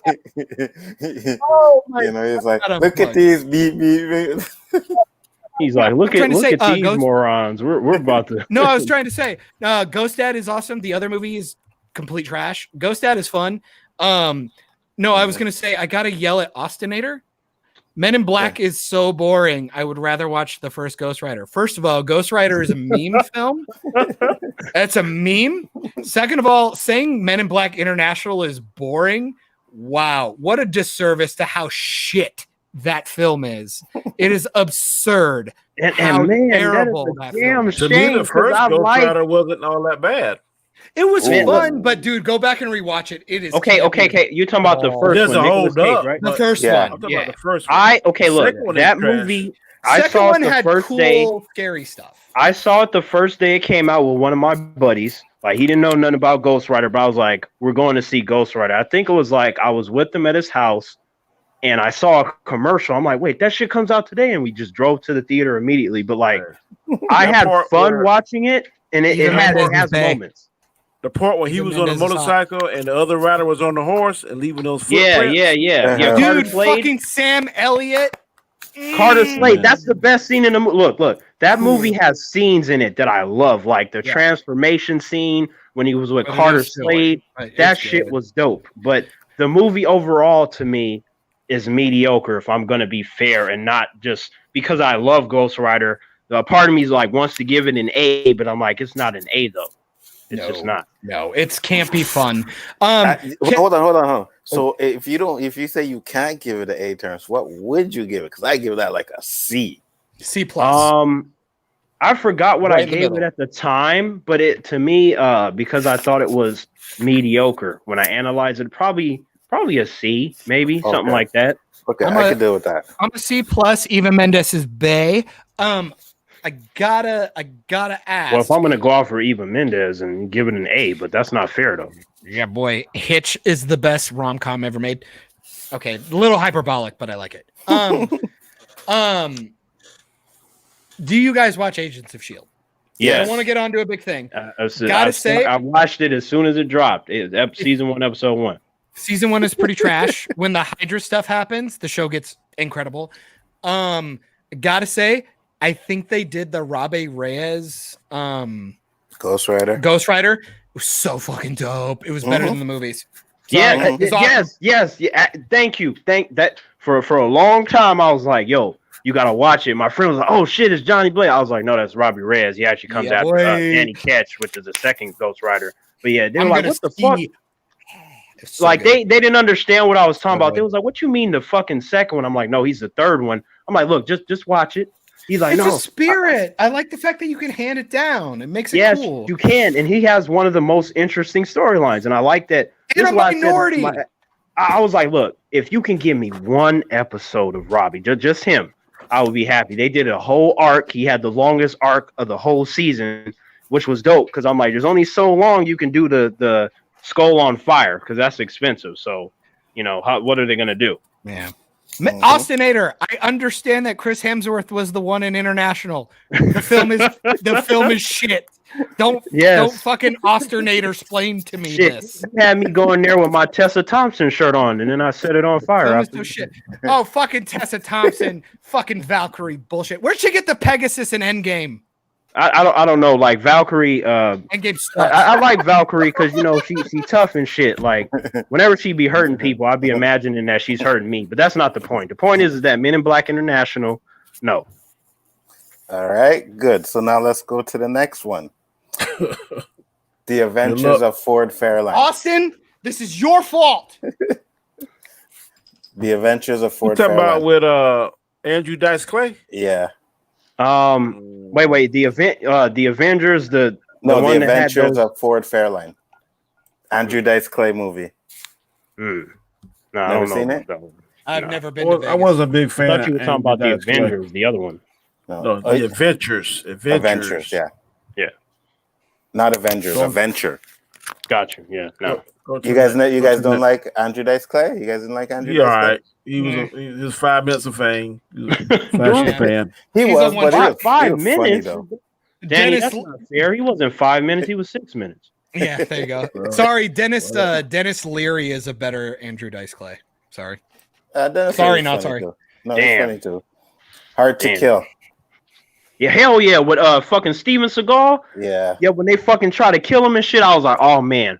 So when you woke up out the coma? Yeah, and then it was playing that fucking epic guitar theme and shit. And I was like, my boy was coming back to life. I'm like, you need to hunt all them motherfuckers down and kill them. You can't let them get away with that cigar. Like, I was all into that shit. Danny, that was. Oh, go ahead, John. I'm getting trolled right now.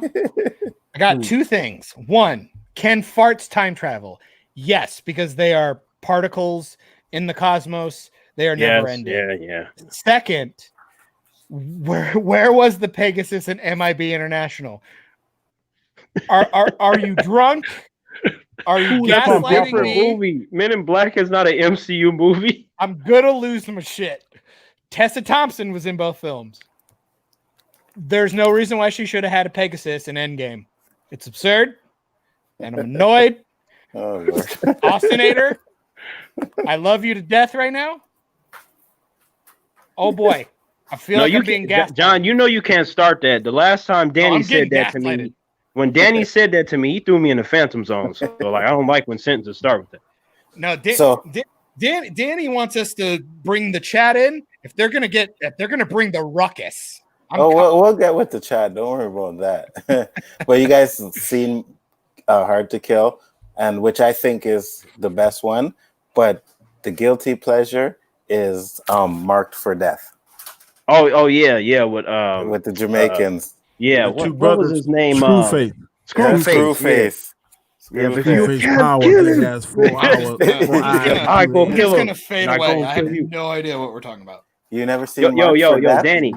Danny, did you know? Look, when I was watching that movie, when he was talking to that one dude, he was like, "I am everywhere," and then you see like kind of him behind the dude. I was like, "Okay, I am officially worried about Steven Seagal because it looks like he has power." Screwface powers. He has 4 eyes and 2 heads. 2 eyes. I was like, "Oh my god!" And then when I found out that it was literal, I was like, "Oh shit!" And you know what's funny? You know what's funny when he killed the second brother when he said, "I hope they weren't triplets." I actually said that before he said it. That's what I said. Yeah. Screwface was tough before he figured out his secret, but once he figured it out, man. Yeah, he was a dope villain. Like he had. I love that movie, but if you watch that movie, Steven Seagal does not get hit once by anybody in that movie. And it's because he's a superior human. Yeah. He got hit by Screwface when they were doing the sword thing. He hit him in the face once. Yeah, once. But you said he never got hit. Okay, a lot of times they speed up the fight scene too. He ain't that. Yeah, they speed it up. Yeah, they speed it up for sure. So I gotta argue that since we had to skip the pick 5 favorite films, essentially, hey, question person, that was 10 films you were asking us to pick, so that's absurd. Since Jay over here is like beating us down with 80 time capsule films, I say the other 3 of us. Damn, went Dragon Ball. You went Dragon Ball Z on us right now. I'm a Vegeta all over this Piccolo. You were the one that said you liked old movies, though. So I'm going old, bro. Well, look, have you heard of a film called "It Happened One Night" back in the 1940s? No. Okay, like you need to notice that there's something going on right now. Now, I've been told to pay attention to this, but I could be wrong. But sometimes when Danny has that face, it means that we're gonna get thrown to the phantom zone. I told you it's Daddy. Daddy's looking at the sandbox right now, going. Like he told me to pay attention. I wasn't paying attention before, but when Danny just got that look, especially when the hand is on the chin, he like, Terrance, I'm about to send your ass to the and the head starts shaking. I've been watching Danny do that the whole fucking stream, guys. This is like the inmates have actually taken over the asylum today. I don't understand that. Danny's like that cool guard at Arkham. He like, all right, Joker, man. You can have extra crackers today. Yeah, you can have extra pudding back. You got just don't kill Batman. Yeah. I got this one. I don't know if you guys seen this one, but there's about 6 of them. Faces of Death. Yep. I've heard of it. Huh? I've heard of it. I think I've actually seen it. I just don't remember it. It's not a movie. It's like real life. Yeah, shit, people getting dying and shit and getting wrecked. Yeah, that's uncool. The first one is they go like to this restaurant They put a freaking monkey in the What are you table. They Why are we crack doing the that? monkey's head open Yeah, I and remember start that. eating his brains. Enzo, I love you to death. What are we doing? Hey, man, them movies were interesting. Back in the No, day, get had some outta nice here. dinner to those But movies. let's Absolutely, not they were. promote them. That's a back room. What are we doing? No, back in the day, Now, those weren't if we're gonna back talk rooms. about faces, if we're gonna Those talk Okay, about weren't- hold on. those weren't Faces back about of rooms Death back in is the some day. How about quality Fates entertainment. off? Faces of Death is Faces. quality entertainment. That's a Uh-oh. family experience. Hey, let's answer this one question. Niner Zeno 209 says Danny was the movie series with Stallone and Schwarzenegger trying to break out of prison any good. I loved it. I think it was Oh called yeah, Breakout. Escape Plan. There's like 3 of them, 3 or 4 of them. Yeah. I like The third Expendables one is- more. I like Expendables more because it's campy and weird and Oh has, hell like, yeah, that meta has stuff. everybody in it. Like This Only is the a first little one- silly. Only the first one starred Schwarzenegger and Stallone. The Mhm. second Yeah. one is Stallone. And the It third was, one, I think, Stallone Which and is Batista. not even remotely good, in my opinion. The third Stallone. one I is didn't good. like either Batista, any of them either. First one's watchable, but it's just like, man, it's just like, I'm sorry, I can't watch I these like guys trying to do this anymore. I can't do it. Oh, The my last son is Rambo on. was passable, Silence. but man, My son no is more. on. He's asking a question. We're gonna answer his question. Fair enough. Ooh. Thank you, Trenton. How you doing, son? Ooh, What about Great Universal? franchise. Yeah. Gunstar Van Damme? Hell yeah.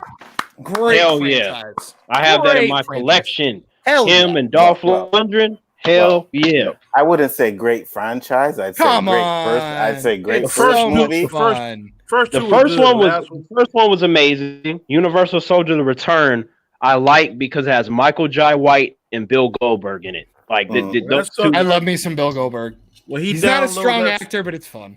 Oh my god! No, but he's the guy. When you gotta- see him on set, you're you gotta like, yeah, he love- could definitely he kill love- everyone. Chocolate Man and Goldberg. What the hell, man? Did you ever see? Did you ever Is there see? something we need to know?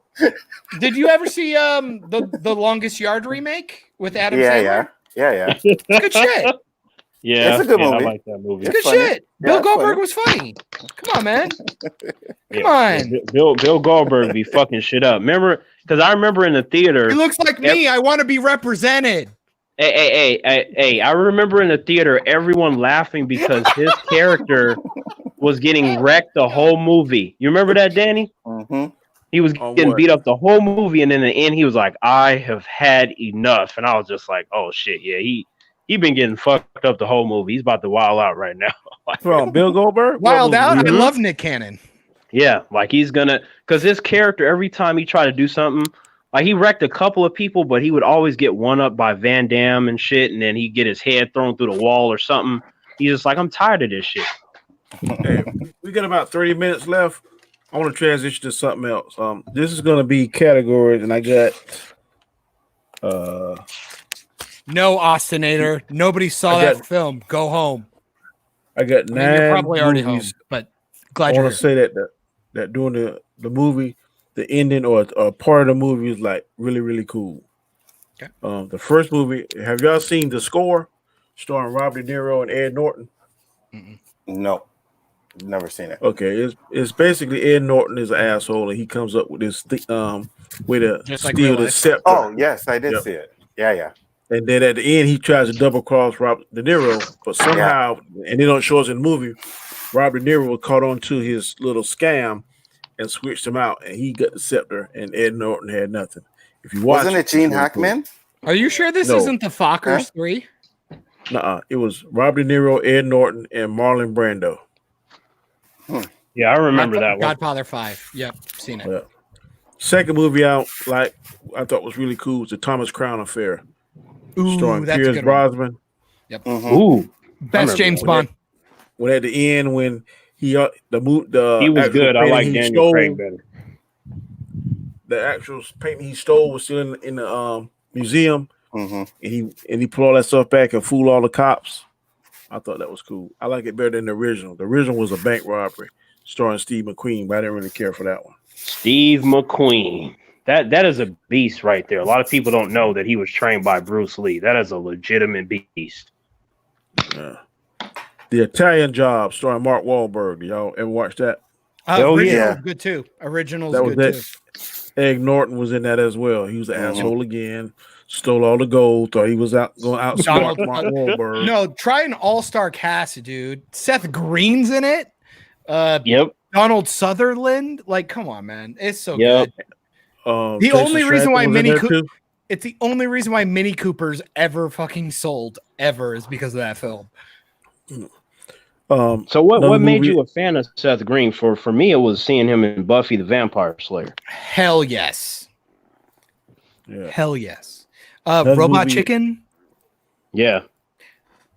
It's Seth Green. Sorry, he's awesome. Idle Hands. Yep. Idle Hands, good film. Did y'all check Storm of the Century out? Ever seen that? Which one? Storm of the Century. Stephen King. Mark Wahlberg.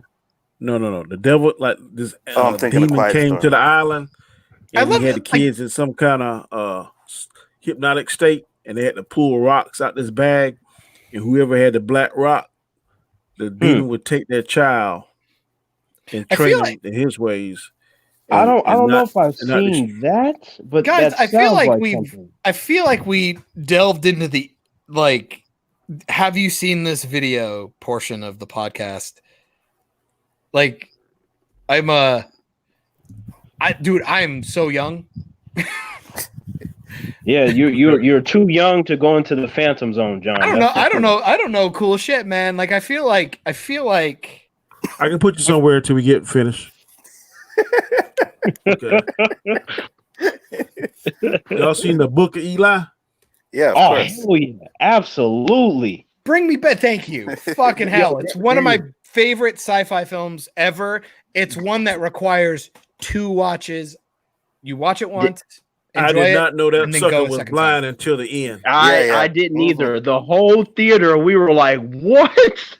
You mean to tell me that this dude did all that stuff and he was blind the whole... Oh, shit. Don't get me wrong. There's some pretty favorite weak acting, Denzel but Washington. it's a great film. I don't care. One of my favorite Denzel Washington movies ever. Me too, because that scene where he's fighting those guys under the bridge is one. Yep. Oh man, that's one of the best. Man, the bridge. I'm all about the bar scene. Hell no, I love the scene. Was good the too. bar scene way better. When he takes the sword out, when he's standing there and he's just like, yes, all right, we're doing this. The way he pulls it out, we're doing this. But did you see? Did you see the behind the scenes of how much training he did for that fucking role? It is incredible. Yeah, remember when movies were good? That's what I keep saying. That's part of the shit I was saying earlier.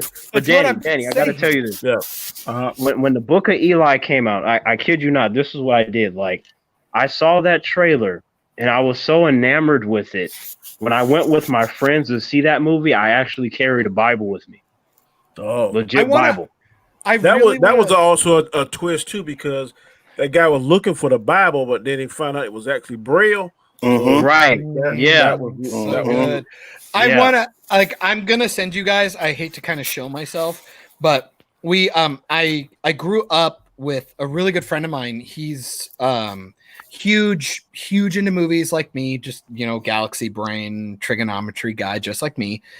And he actually got me into movies. I made my first film when I was 18, hour and 40 minutes, premiered it at a church in front of like a couple hundred people, mostly just family and friends, nothing crazy. I'm not like up my own ass. But you didn't invite me, John, I would have watched it. Because I didn't fucking know you. Can I get a time machine? Multiverse. I'll call you guys and we can watch it. It's on YouTube. I'll send it to you guys. It's complete shit, but it was a lot of fun. It was a lot of fun to make. But he ended up becoming a pastor. A really good guy. One of the nicest people I've ever met in my life. I'm not super religious or anything, so calm down, people. I don't know. I don't affiliate. Who cares? There's nothing wrong with that. There's nothing wrong with it. I just don't want anybody having preconceived notions of me. But he went to school for being a pastor and stuff, has been doing it for a really long time. He really blows me away a lot of times with how good he is with analogies, anecdotes, and metaphors and stuff. And we do a podcast with him all on the Book of Eli because I love it. And him having the external knowledge of the spiritual stuff. It's just it's a really neat conversation that I could never even begin to articulate like he can. I gotta send it to you guys. That film is something really special to me. I think it's really, really cool. I just think it's neat. I like that you said that, John, like his ability to articulate, because one of my friends that went with me, while we both believe in God and Jesus, like his whole position is that he feels that all of what he is and the strength that he tells me that he has, it came from God. As for I'm an individual where I say, like, he didn't give me shit. I had to get this myself. So we had a very interesting discussion before the movie. It was great. Oh no, it's a thing that it's Danny. Don't worry, I'm not gonna take us down this path. It's a thing where I go, religion's good. It can be bad. It's good. It gives people a chance to have stories and do what they need. You can take it as literal as you want. Me, I'm a guy who, he goes through his life and does his things and hopes for the best. Some people equivalate it to something they were given. Other people equivalate it to something they earned. I think whatever makes you feel fulfilled is very important when it comes to that aspect of spirituality. And I think and I don't ever want to take away from religion, but I think that's why I think people shouldn't shit on people about enjoying things like Star Wars or things that have longevity in the culture. People can be inspired by many things, and to completely think that it's not validated without actually asking them why, I think is bad. Why tell me that somebody being inspired to do great things and be a good person because they watch Star Wars and identify with Luke Skywalker? Why is that any worse than somebody else reading another book and saying, I was inspired to do good things and put good in the world? Because I can tell you the difference, because I think storytelling is important. You have humans like my father who are like, that's stupid because it's a movie, and to him the religion oversees that.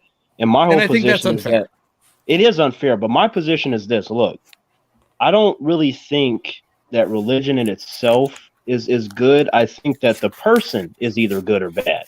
Like Danny is a good guy, right? Enzo, you, me. Some humans may argue that I'm evil, but fuck them. But yeah, so yeah, I mean, good case in point, I guess. Here's the thing, like, what's my friend? Look at Danny. That's what I'm saying. It depends on, like, I guess what a person can prove. I guess because that's how they determine whether they're going to rend their argument or not. Dad, how's the sandbox look? Dad, come help. Dad, help. We miss you. No, I don't want to go into that again. Dan, you got to tell me what I said wrong this time, because I feel like I didn't go. I'm not saying nothing. We didn't say you said anything wrong or right. I said go ahead and talk. No, I was thinking we just get away from the conversation. I was just thinking we both spoke our minds. Let's not put Danny in a position to make us look like fools.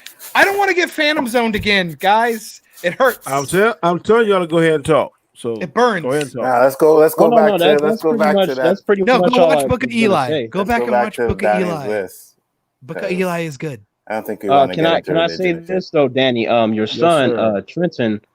I'm actually working on a blood sport and a kickboxer related video, because I started this whole series thing about badass fight scenes, and that is in the making right now. So those two movies I really love. You need a cinematographer or an editor. I got you.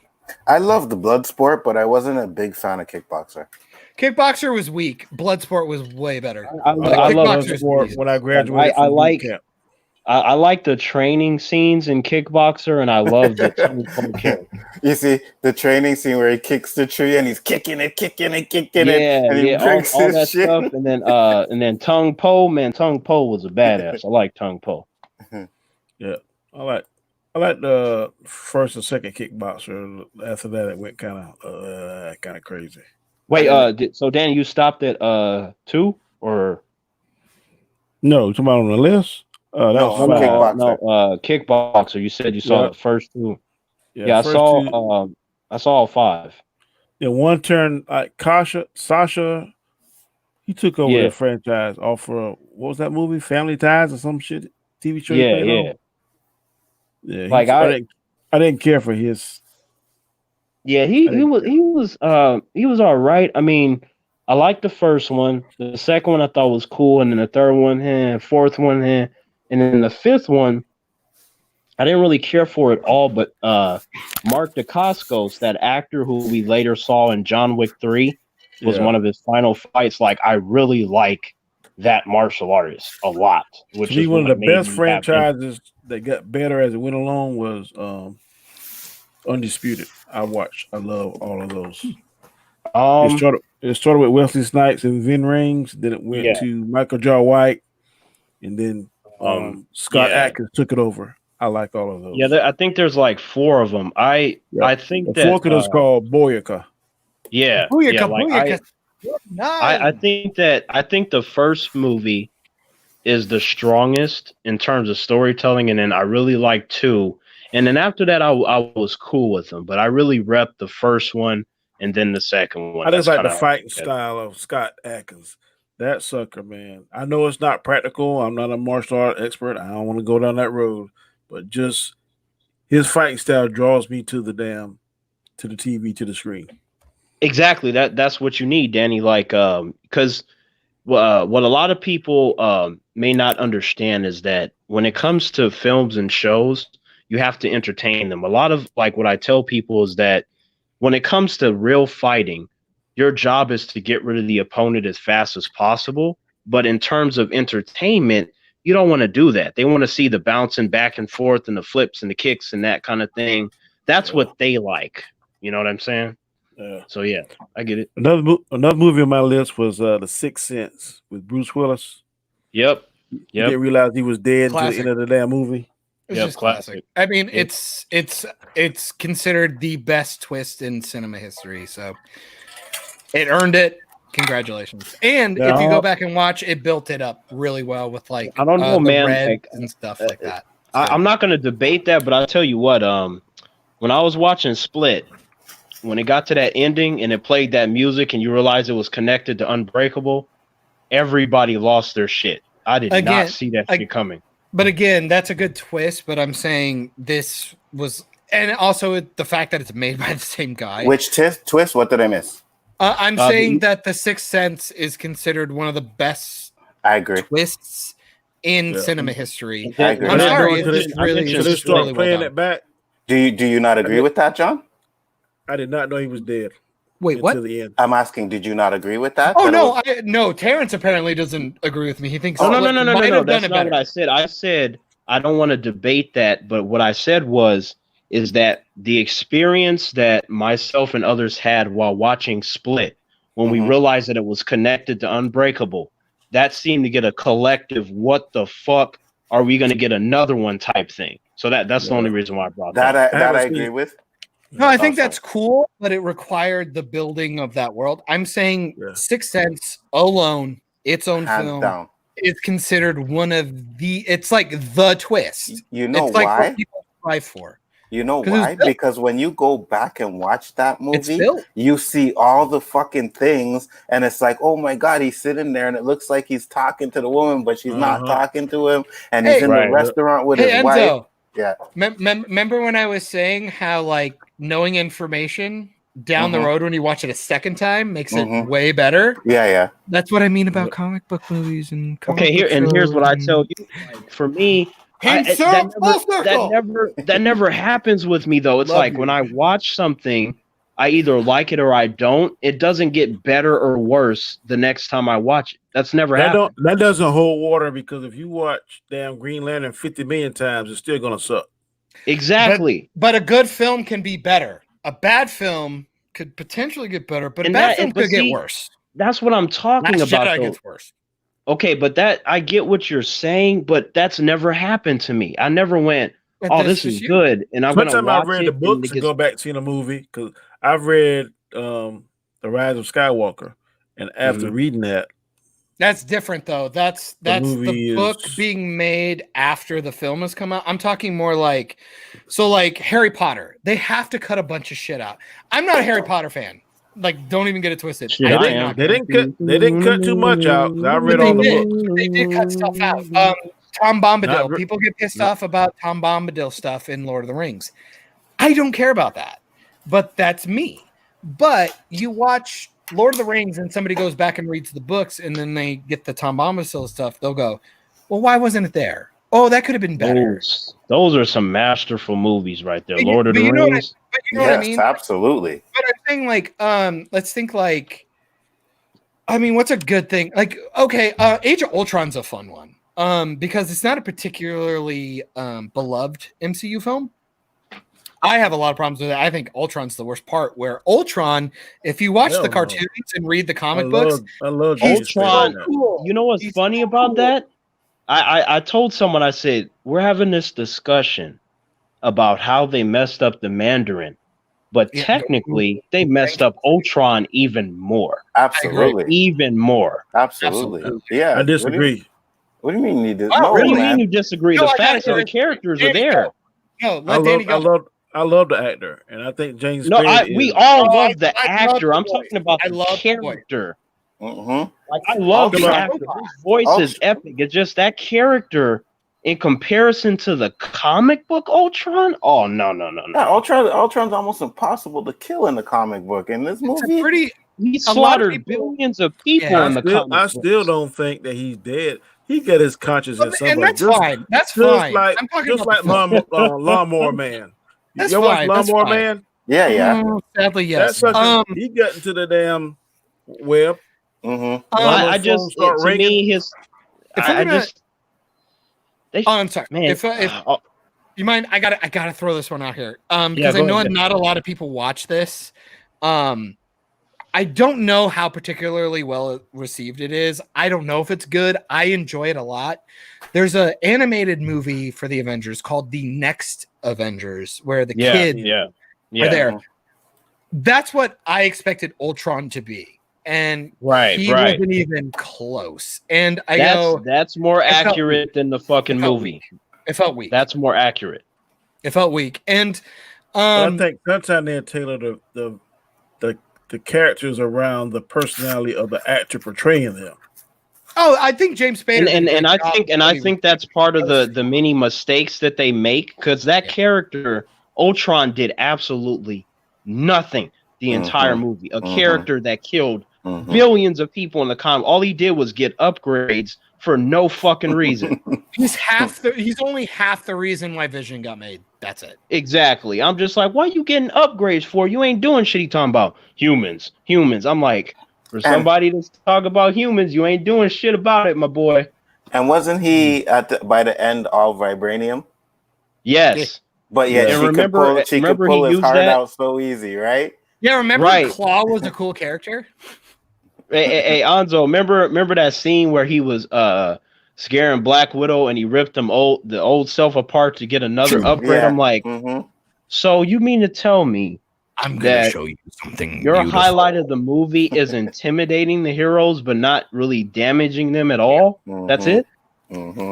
Age of Ultron was the biggest misstep, but I think people shit on it too hard. There's a lot of good stuff in it. The movie is cool. The movie is cool. The villain is shit. Quicksilver should have never got killed like that. I agree. Absolutely. I agree. Yeah, that's the best. That's like, I love the Quicksilver from the X-Men movies, like I said, but that one to better because me too. That one, the one in the MCU, the personality, the look, that's what I prefer. And he had they killed him. The other one seems like a god. It's like, why does he just kill everyone? Like, what the fuck? Like, why even bother? The other one, the funny thing is, because of those movies, don't get I had these conversations of like, oh man, I didn't know he was as fast as the Flash. I'm like, don't make me destroy you in 2 minutes with how that's not even comparable. Different universes, not even a talk. Who cares? Yeah, I'm just like, no. Yeah, Quicksilver is slow compared to the Flash. But the movies, though, they make him seem a lot faster than he is. But I'm like, he's fast, but he's not that fast. He cannot run as fast to change timelines and shit like a speedster. He can't But do that. even though, like, the scene is dope, but like he's a god. Like you're literally watching him like bloop, and like somebody like does this and he's going through. Don't get me wrong. He's not a god. He's just fast. But the way they do it though, they portray him like they portray him as being faster than other people. He's not a god. But you see Quicksilver in MCU, and he's like literally like run it, and he like saved all those people from the train, and he actually has to take a breather. He has to go. I understand that, and that's actually how he's supposed to be. The one in the X-Men films, they gave him a little extra spice in the food, just a little bit. Don't get me wrong, scenes are cool. I just think MCU is just really good with character development. They're just good. Awesome. They're good with character development. It's just sometimes when they make the missteps, like I said, the Ultron is cool, but that's the story of most of their characters. Their characters are cool, but they wanted Ultron to be a character. He was supposed to be a jumping off point for the other characters. I think a good example is again Civil War.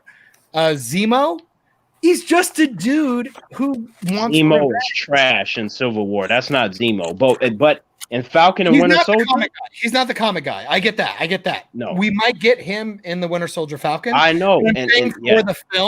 For the film, what he did is what I felt Ultron was going to be. This guy who stays in the shadows.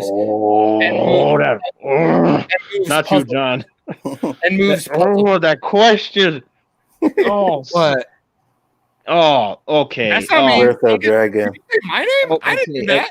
No, not you, John. It's just certain things they irk my soul. Like, okay, to answer your question, I'm not saying it's a bad question, but whenever I see Birth of the Dragon, it makes me cringe because when it comes to movies that are made about Bruce Lee, that is one of the most insulting pieces of shit that I've seen. Like, you were talking about a movie that was supposed to be about Bruce Lee, centered completely around a white guy, the whole movie. And they did the Wong Jack Man thing completely wrong. Bruce Lee, when he fought Wong Jack Man. Dragon story. What do you think about that one? That one was dope. I like Dragon, the Bruce Lee story. Because, like, Linda Lee, Bruce Lee's wife, she supervised that shit to make sure they didn't fuck it up. The only part that they tweaked was when the way he got his back injured, like, because it wasn't in a fight. He actually injured it lifting weights. But for the sake of the movie, they had him get into a fight that he actually got in, but they just changed up the injury circumstance. But anyway, the birth of the dragon, Wong Jack Man, got defeated by Bruce Lee. Bruce Lee beat him in less than 2 minutes. But the movie did this whole back and forth. Wong Jack Man had this arrogant attitude like, yeah, you're not the best of all time. I almost beat you. I'm like, Bruce Lee's students and his wife said that he wiped the floor with that motherfucker. Like, we're talking about like some of the most one-sided shit you would ever see. So is that the one where they had the fight in that room and there was like looked like a stairwell or something and they were jumping around and shit? Is that the one? I think you're thinking the one I was talking about. The one like he's talking about story had like something like that thing where there was like a white main protagonist. Enzo, was there anybody in the background watching, like on chairs, or was it just there was people in the background watching? Yeah, that's like dragging the Bruce. And then they ended up at the end teaming up and fighting. That's the bullshit film. They ended up teaming up at the end and fighting some dudes, something like that. I didn't see the whole thing. I was just watching a piece of it, so I'm trying to figure out which one we're talking about. Like, Birth of the Dragon is really there's a white very insulting. Like, from my experience, wasn't the white guy the one that set up the fight between Bruce Lee and Wing Jackman?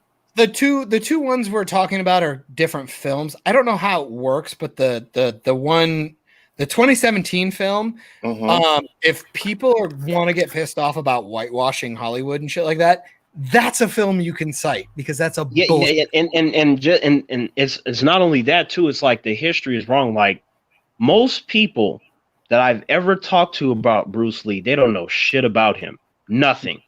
I hear a lot of wrong stuff all the time. They're like, "You mean Taekwondo?" I'm like, "Oh, I hate you.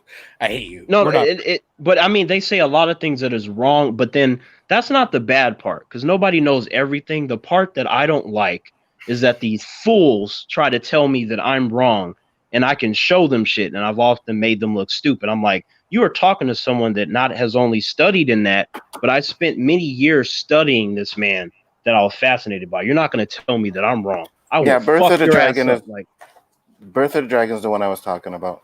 Okay. Oh, okay. Yeah, I'm looking at the trailer now. Yeah, that shit was trash. I don't like that movie at all. Like the Jason Scott Lee film is like, yeah, like he was on point. I like that one because it's fun. Like it to me, the lot of the stuff that they told, and it was a popular movie when it came out. Like a lot of people, they just don't know Bruce Lee. They know the fight scenes from his movies, but they can't really have an intelligent conversation about him. Well, yes, I totally agree. I think the fair point is I think a lot of people only think of him as the actor or the martial artist. They forget that he created that style. He had a philosophy on top of it. He wrote books. Like he took almost his own culture denounced him because he was willing to give it to the Western culture. And when it comes to, especially in our day and age, talk about a guy who he had such a steadfast arrogance to him that he understood that what he was trying to teach was special, and he was willing to be almost blacklisted by his own race, his own culture. But he was also a humble guy too. Like this was a guy. Look, this was Bruce Lee. If you didn't have a car, he would drive you to your house. He would buy you food. He would spend hours talking to you. That's literally what he did for Robert Wall when they were making The Way of the Dragon. That's literally what he did for him. They talk about his kindness, his wisdom, his intelligence, the whole he's being arrogant. That's not his whole personality. That's just him showcasing confidence. You have to have that when you face down an opponent, or you're going to be a teacher. You have to have a confidence that it at least embodies arrogance, because nobody wants to be taught by somebody who second guesses. He was confident. He was confident. That's how I see it. But I don't know. He's just a power. My thing is that there are a lot of areas that you would have to fully explain. Like tonight, actually, they're going to premiere the Be Like Water special documentary thing that's coming on ESPN, and I'm like, good, because there's probably something in there I don't know, but from what I saw from the trailer, I'm like, I saw all that stuff. There's a lot of it that I know about, right? There's always going to be maybe a piece that I don't, but like, I'm happy about that because that gives people a way to learn about him in a way that they either refuse or they act like they have the answers because they saw a fucking movie. Yeah, it's awesome. I think go watch anything Bruce Lee. It's all cool. Danny, I hate to play pseudo host. I know before we went live, Jason wanted to bring up a topic about maybe his pseudonym or how he is addressed and stuff, and I figured it would be a great time to maybe knock that out before we all call it a night. Yes, sir. Go right ahead. Oh, yeah. Well, as you guys know, when I first started my YouTube channel and I was commenting and you guys, I was known as Jason, right? And that's because when I just created the account, I was like, I didn't want to put my information online. And I never guessed. You know what I mean? Like, I didn't want to. Yeah, I was like that. I wouldn't put my information on anything. It's like, yeah, Jason Miller, David, whatever. You know what I mean? So scary times. I get it. Yeah, absolutely. So I never really thought about, especially getting into this space. But once I did, everybody was calling me Jason. So I was like, you know what? I'll just roll with it for now. But then I went on Robert's stream and I told him my real name, and he was like, no, I'm going to call you by your real name. And I'm just like, yeah, by this point, I should start using my real name, especially with everything that's going on. Like, my name is ENZO. My full name is ENZO Akuba Paris Hodges. It's an African name. Growing up with it, especially when I was younger, I didn't really like it. But when I got into my teens, I really started to appreciate its originality, you know? Can I Can I step on you as the terrible bald man? Yeah, go ahead. My name is John. Don't fucking tell me you don't have a cool name. Do not tell me that. You are fucking like, oh my god. That's awesome. If I may, Go ahead. Mr. Enzo, Go ahead. can you hear me? Yeah, I hear you. Now, for me, I know that there are a lot of black people named Terrance. For me, my entire life since I've been shitted on by humans, I have so many names and nicknames that I'm just like, at this point, humans call me Terrance or whatever they're gonna call me. I'm just like, I don't give a shit. You know what I'm saying? Like, as long as it's not like blatantly disrespectful where I feel like I have to break my foot off in their ass, like then it's all good. Yep. No, I completely understand. Go ahead. So yeah, like I think that your name is cool. I mean, it's definitely different to me. Different most of the time is cool. Like sometimes you hear certain things, you're like, man, I'm not sure about that one, but your name is. I'm not gonna confuse anyone else with your name. I'm not gonna be like, oh, is that my boy Anzo or is that my other boy? Like, no. Exactly. Can I be an asshole and ask what your little call sign is on the corner there? Bigger Ford. That's my that's my nickname. Okay. Yeah, that's my nickname. When I was growing up, I had some friends. Bigger Ford is actually a Jamaican cop, right? So one of my friends ended up giving me that nickname forever. And I was a chubby kid, so I guess Bigger Ford was a big guy. You know what I mean? So they were calling me. Yeah, exactly. So they called me Bigger Ford. It's variations. It's Bigger Ford. They call me Bigger, or they call me Ford. Whichever one. And notorious. Yeah. and like you said, Anzo, like your name came for a reason, right? Yeah. Same thing with my nicknames. Like one of which happened when I was in the 10th grade. They nicknamed me the Hurricane, and that came from my kicks being so fast, and I was able to do like 3-4 kicks all at once. So that's how that nickname came.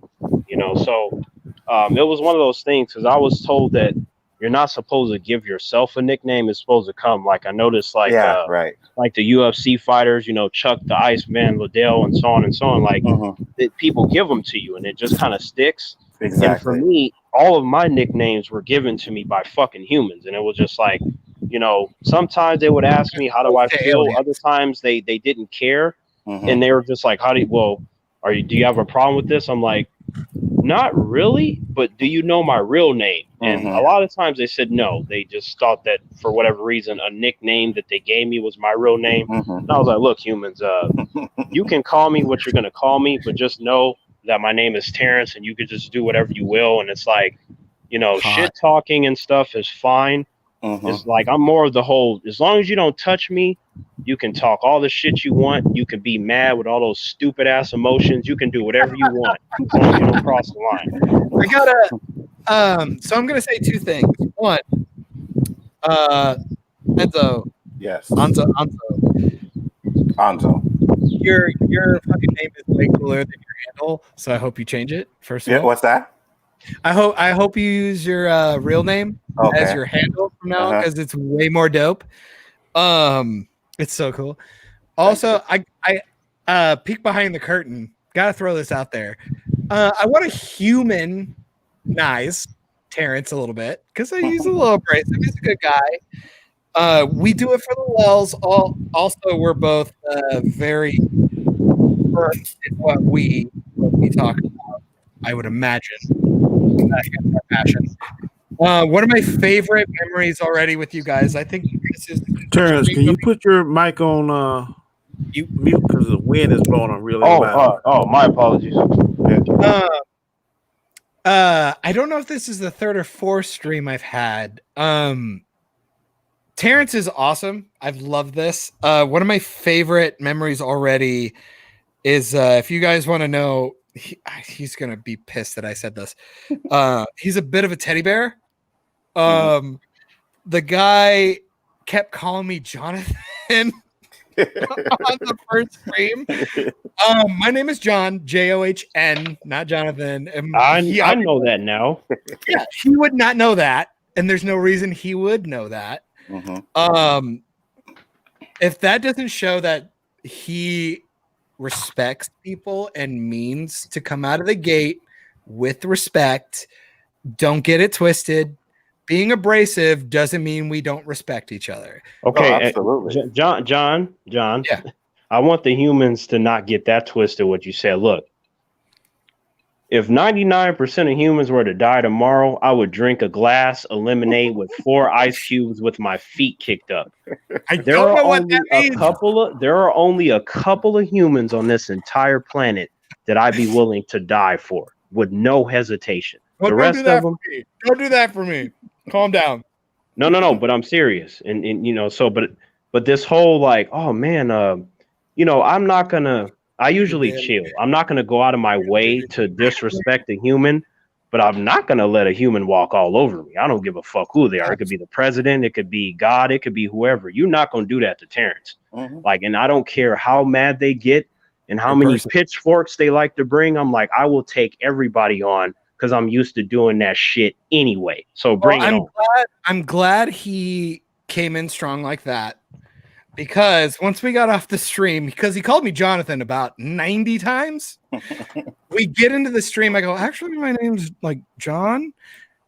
Terrance went, oh my God, I'm so sorry. Oh no. I'm like, dude, it's fine. Look, hard exterior, heart of gold. I love all 3 of you. I'm fucking happy to be here. You guys are great. First of all, I ain't no goddamn monster. And secondly, like, from my experiences with humans, when you get their name wrong, they consider that shit very disrespectful. I'm not that guy. I'm just I didn't know that. I wanted you to know that, you know, nothing on my end was meant to be disrespectful, because I would tell you that, like, hey, I don't respect you. Like, I'm afraid nowadays people are fast to offense. Like, they want to be offended. They want to have a moment. They want to have a moment. And I think I'll always tell people, I know things are hard, things suck sometimes, but like, we fucking hell, can we just talk? Like, talking's fun. Talking's fun. Learning shit is cool. Trigonometry is okay, Danny. I love you. But that's the thing though, John, is that they're weak. Like, I know, like, I get into the whole, like, I am so quick to say that something is bullshit, and I will fucking call a human out in a second. But it's because if I hear something that sounds typical or ridiculous, or if someone, like, I like when I'm walking and then someone puts the spotlight on me, like, what you gonna do now, Terrance? I'm like, what the fuck you think I'm gonna do, human? I'm gonna answer your goddamn question. Like Listen, man, we all have a great chemistry. It's good to have John on here, you know, different voice. It's all good, you know. We may get heated, but it's when all in good fun. Because when that camera goes off, no, we're not heated like, yeah, you know what I mean? But fun. we have our discussions. If we all talk in monotone, how much fun is that? Nobody wants to see that shit. Imagine if we all were like, yeah, true, Danny. Yeah, Danny, that was a good character right there. Yeah. Yeah, exactly. John, how about them Lakers? Like, nobody wants to hear that shit. Like, but if you guys don't bring up these titles of movies like ENZO did today, like, I wouldn't know any of these films. Or if Terrance didn't bring up like all the comic book stuff, yeah, I make fun of him because I'm like, that's not what I'm talking about. I'm talking about stuff in the film. It doesn't matter. He has the knowledge. He brings it to me, and that's something for me. What segment were you making fun of me? I don't recall any such segment like ever happened. There's no such thing as making fun of you. I can't do that. And Danny, I mean, come on. We need Dad here to keep us all from hurting each other. I feel like Danny. I'm gonna visit Danny one day, and I have a feeling that Danny. He's hiding. He's gonna pull out the gun, and he's gonna be like, Terrance, I will shoot you in your kneecap. I'm like, Danny. I will Phantom Zone all three of you. We're family, and then he's gonna shoot me in the kneecap. Hold on. Let's not say all three because I did not get put in the Phantom Zone today. No, you're going with us. Okay, here's the thing, Enzo. You have been there before, but yes, I feel like we've all been there. But here's the thing: like Danny sometimes needs to put himself in there because Danny be fucking up too. Oh, I agree. Danny, 100%. I agree. Daddy, I would never disrespect you like that. Oh, it looks like he put himself in the Phantom Zone. No. Oh shit. Danny, man, I was just playing. Danny? I miss you. Danny. Time to host, bitch. How do you like it? Damn. Hey, Danny, I'm not trying to pull no icicle, man. I would never take you out, man. That's not it. All right, guys, I'm the new host of Equilibrium here today. So okay, icicle.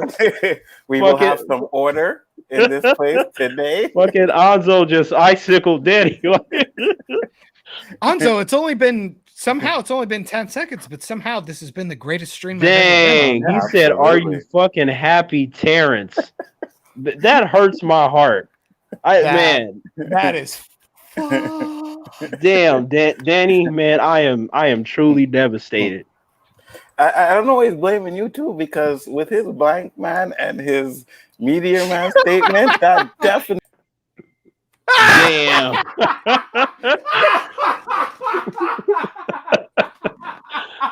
Oh shit!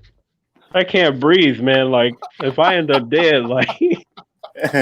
That's the equivalent of getting cold stock. And you know what's crazy too? Like when we can't see Danny's face, we can never see it coming. Like when he gets ready to get rid of us.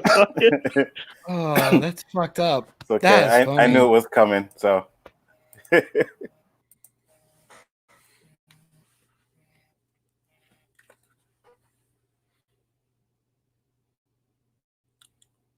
Hold on a minute.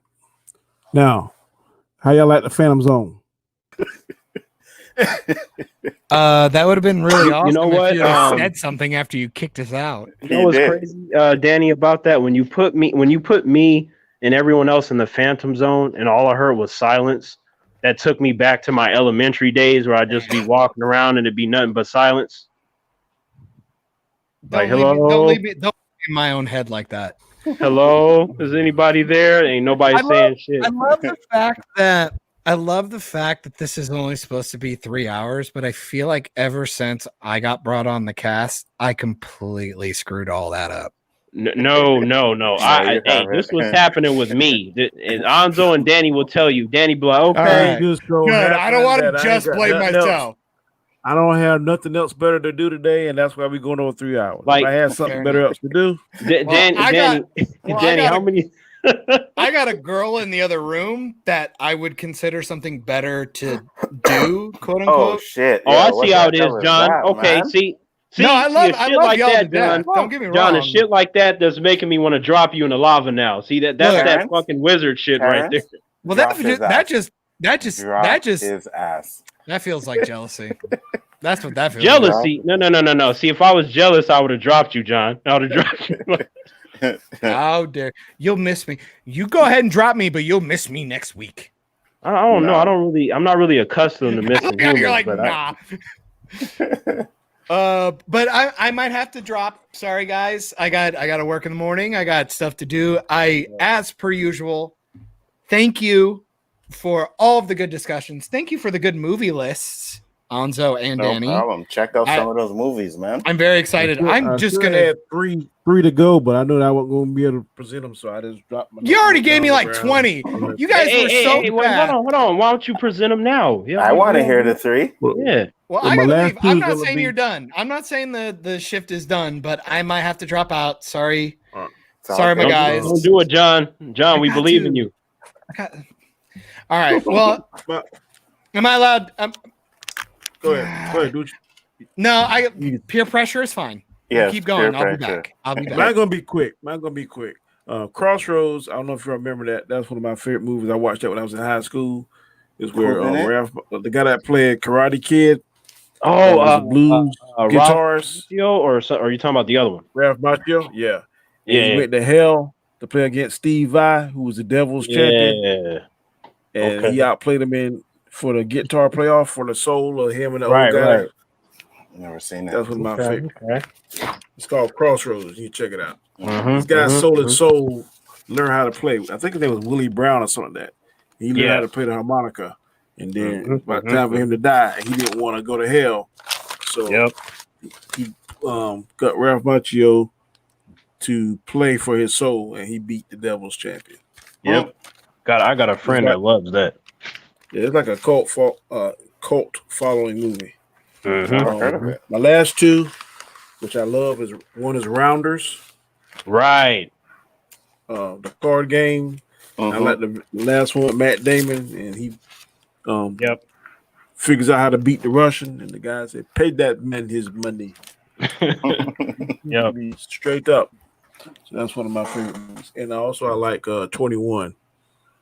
That's with Kevin Spacey. Okay. Card game. Yeah. Okay. When he taught the students how to count the cards. Mm-hmm. They went to Las Vegas. And I seen it. Those are it. It's okay. So that was your top 5 favorites? No, that was just movies that had different twists in it and stuff in it. Oh, I got you. Okay. Yeah. Mine, I love the twist in Sixth Sense. I love the twist in Usual Suspects. And I love the twist in Saw, the first one. Yeah. Those are my favorite twists. But I think if I had to pick one of them, it would actually be Usual Suspects at the end, where Kevin Spacey just walks out of that police station and he's walking all crippled. Oh my God. Look at this fool Okay. So you want to come? Oh, hell no. You didn't open the can of worms that you ain't going to be able to eat, John. You know why? Because I'm going to go and get my Green Ranger helmet. I'm going to go and get that shit. Oh, my God. Yeah, no. Wait, hold on. Are you trying to drink with that on?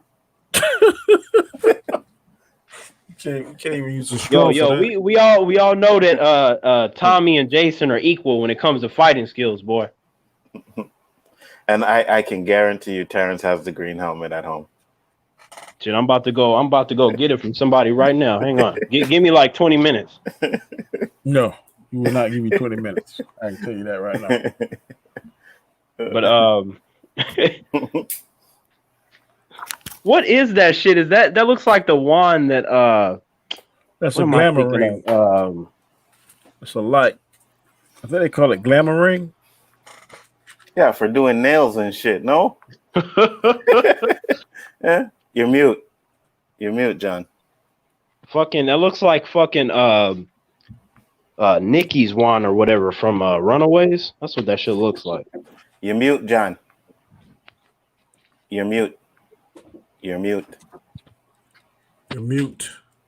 Oh, I go. Remember when Cloak and Dagger should have been good? Yeah. Also, it's a ring light. I need it for my ugly ass. Hold on, guys. Entertaining, but could have been better.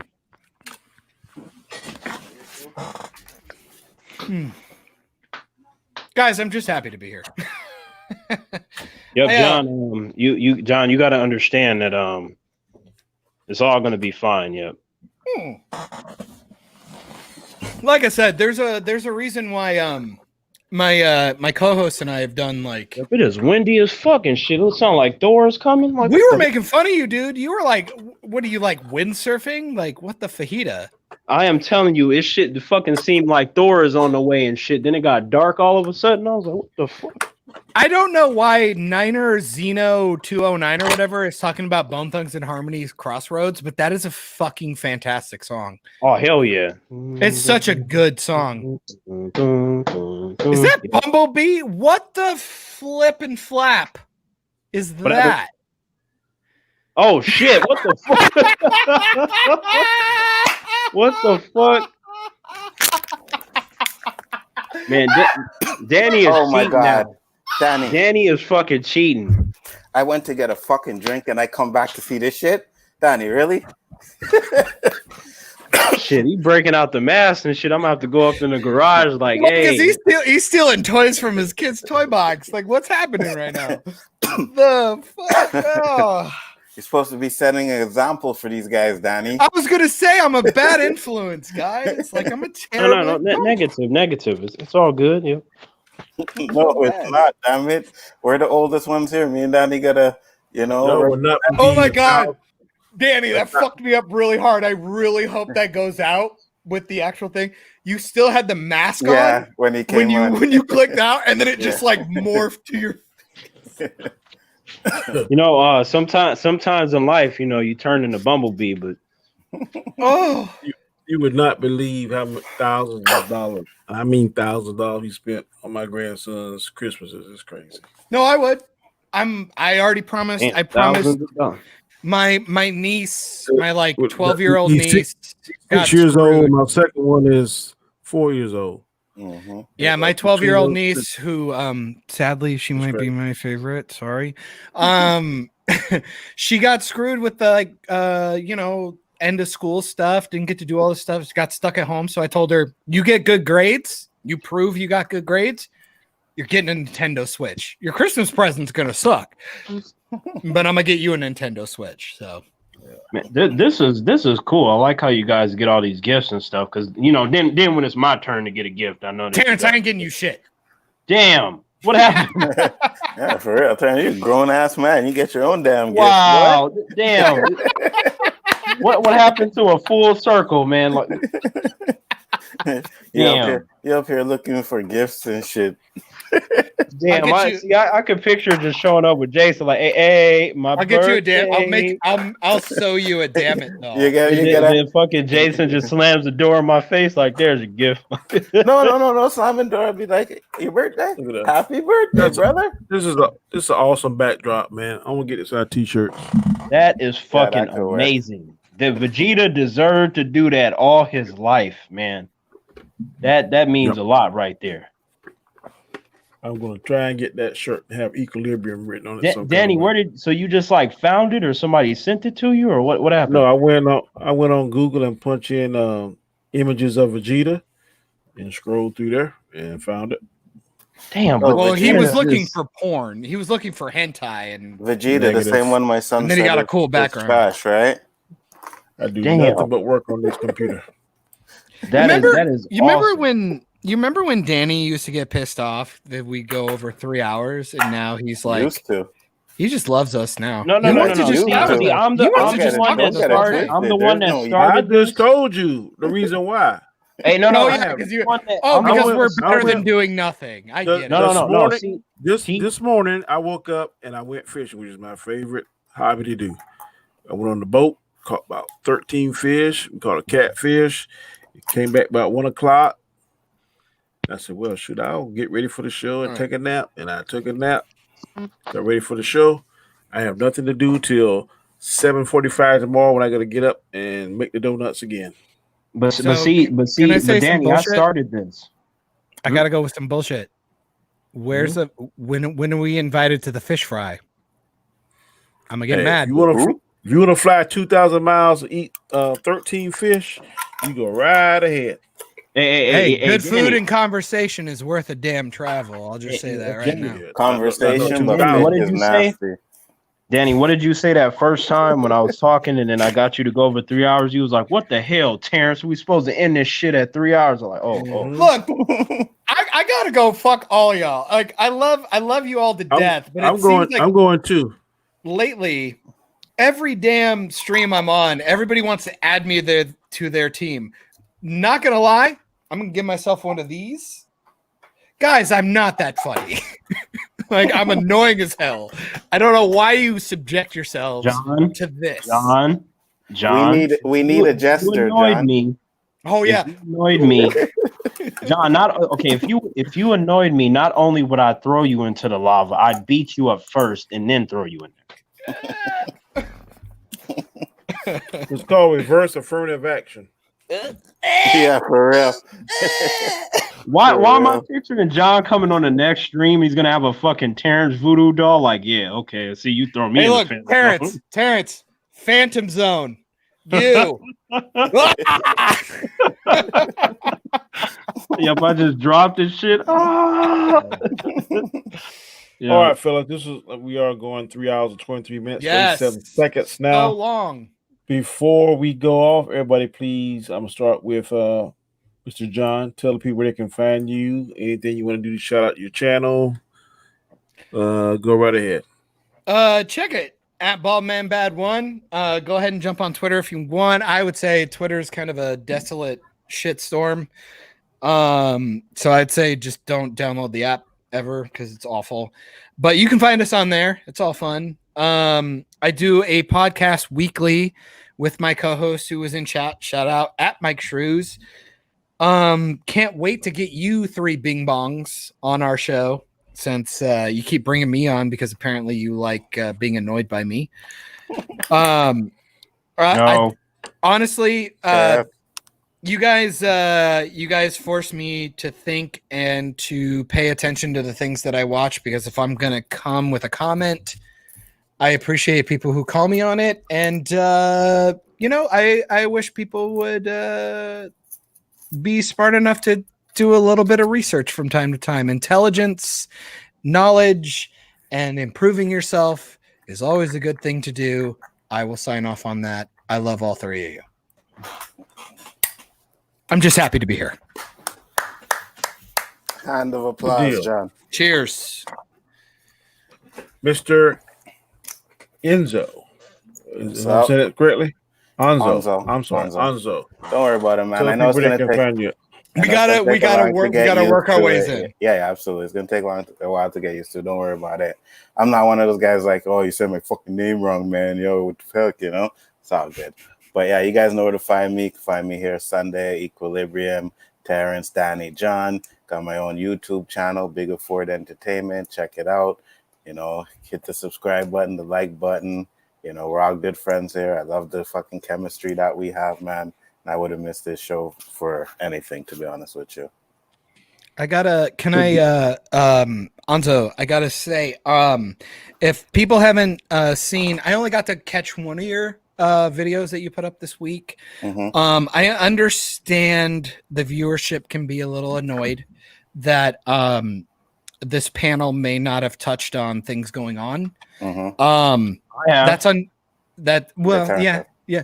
I think Danny has restrictions. I myself feel I shouldn't do so without having the right people to make sure that I'm being forthright and holding me accountable for the things that I say.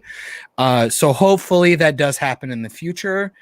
But don't think that these guys are brushing it under the rug. That is unfair. We have 2 people on this panel that have made a video.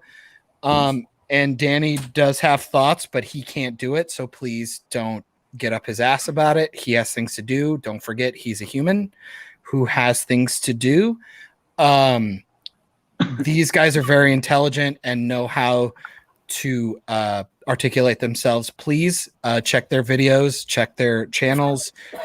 They will tell you what needs to be said. And I appreciate all of you guys. I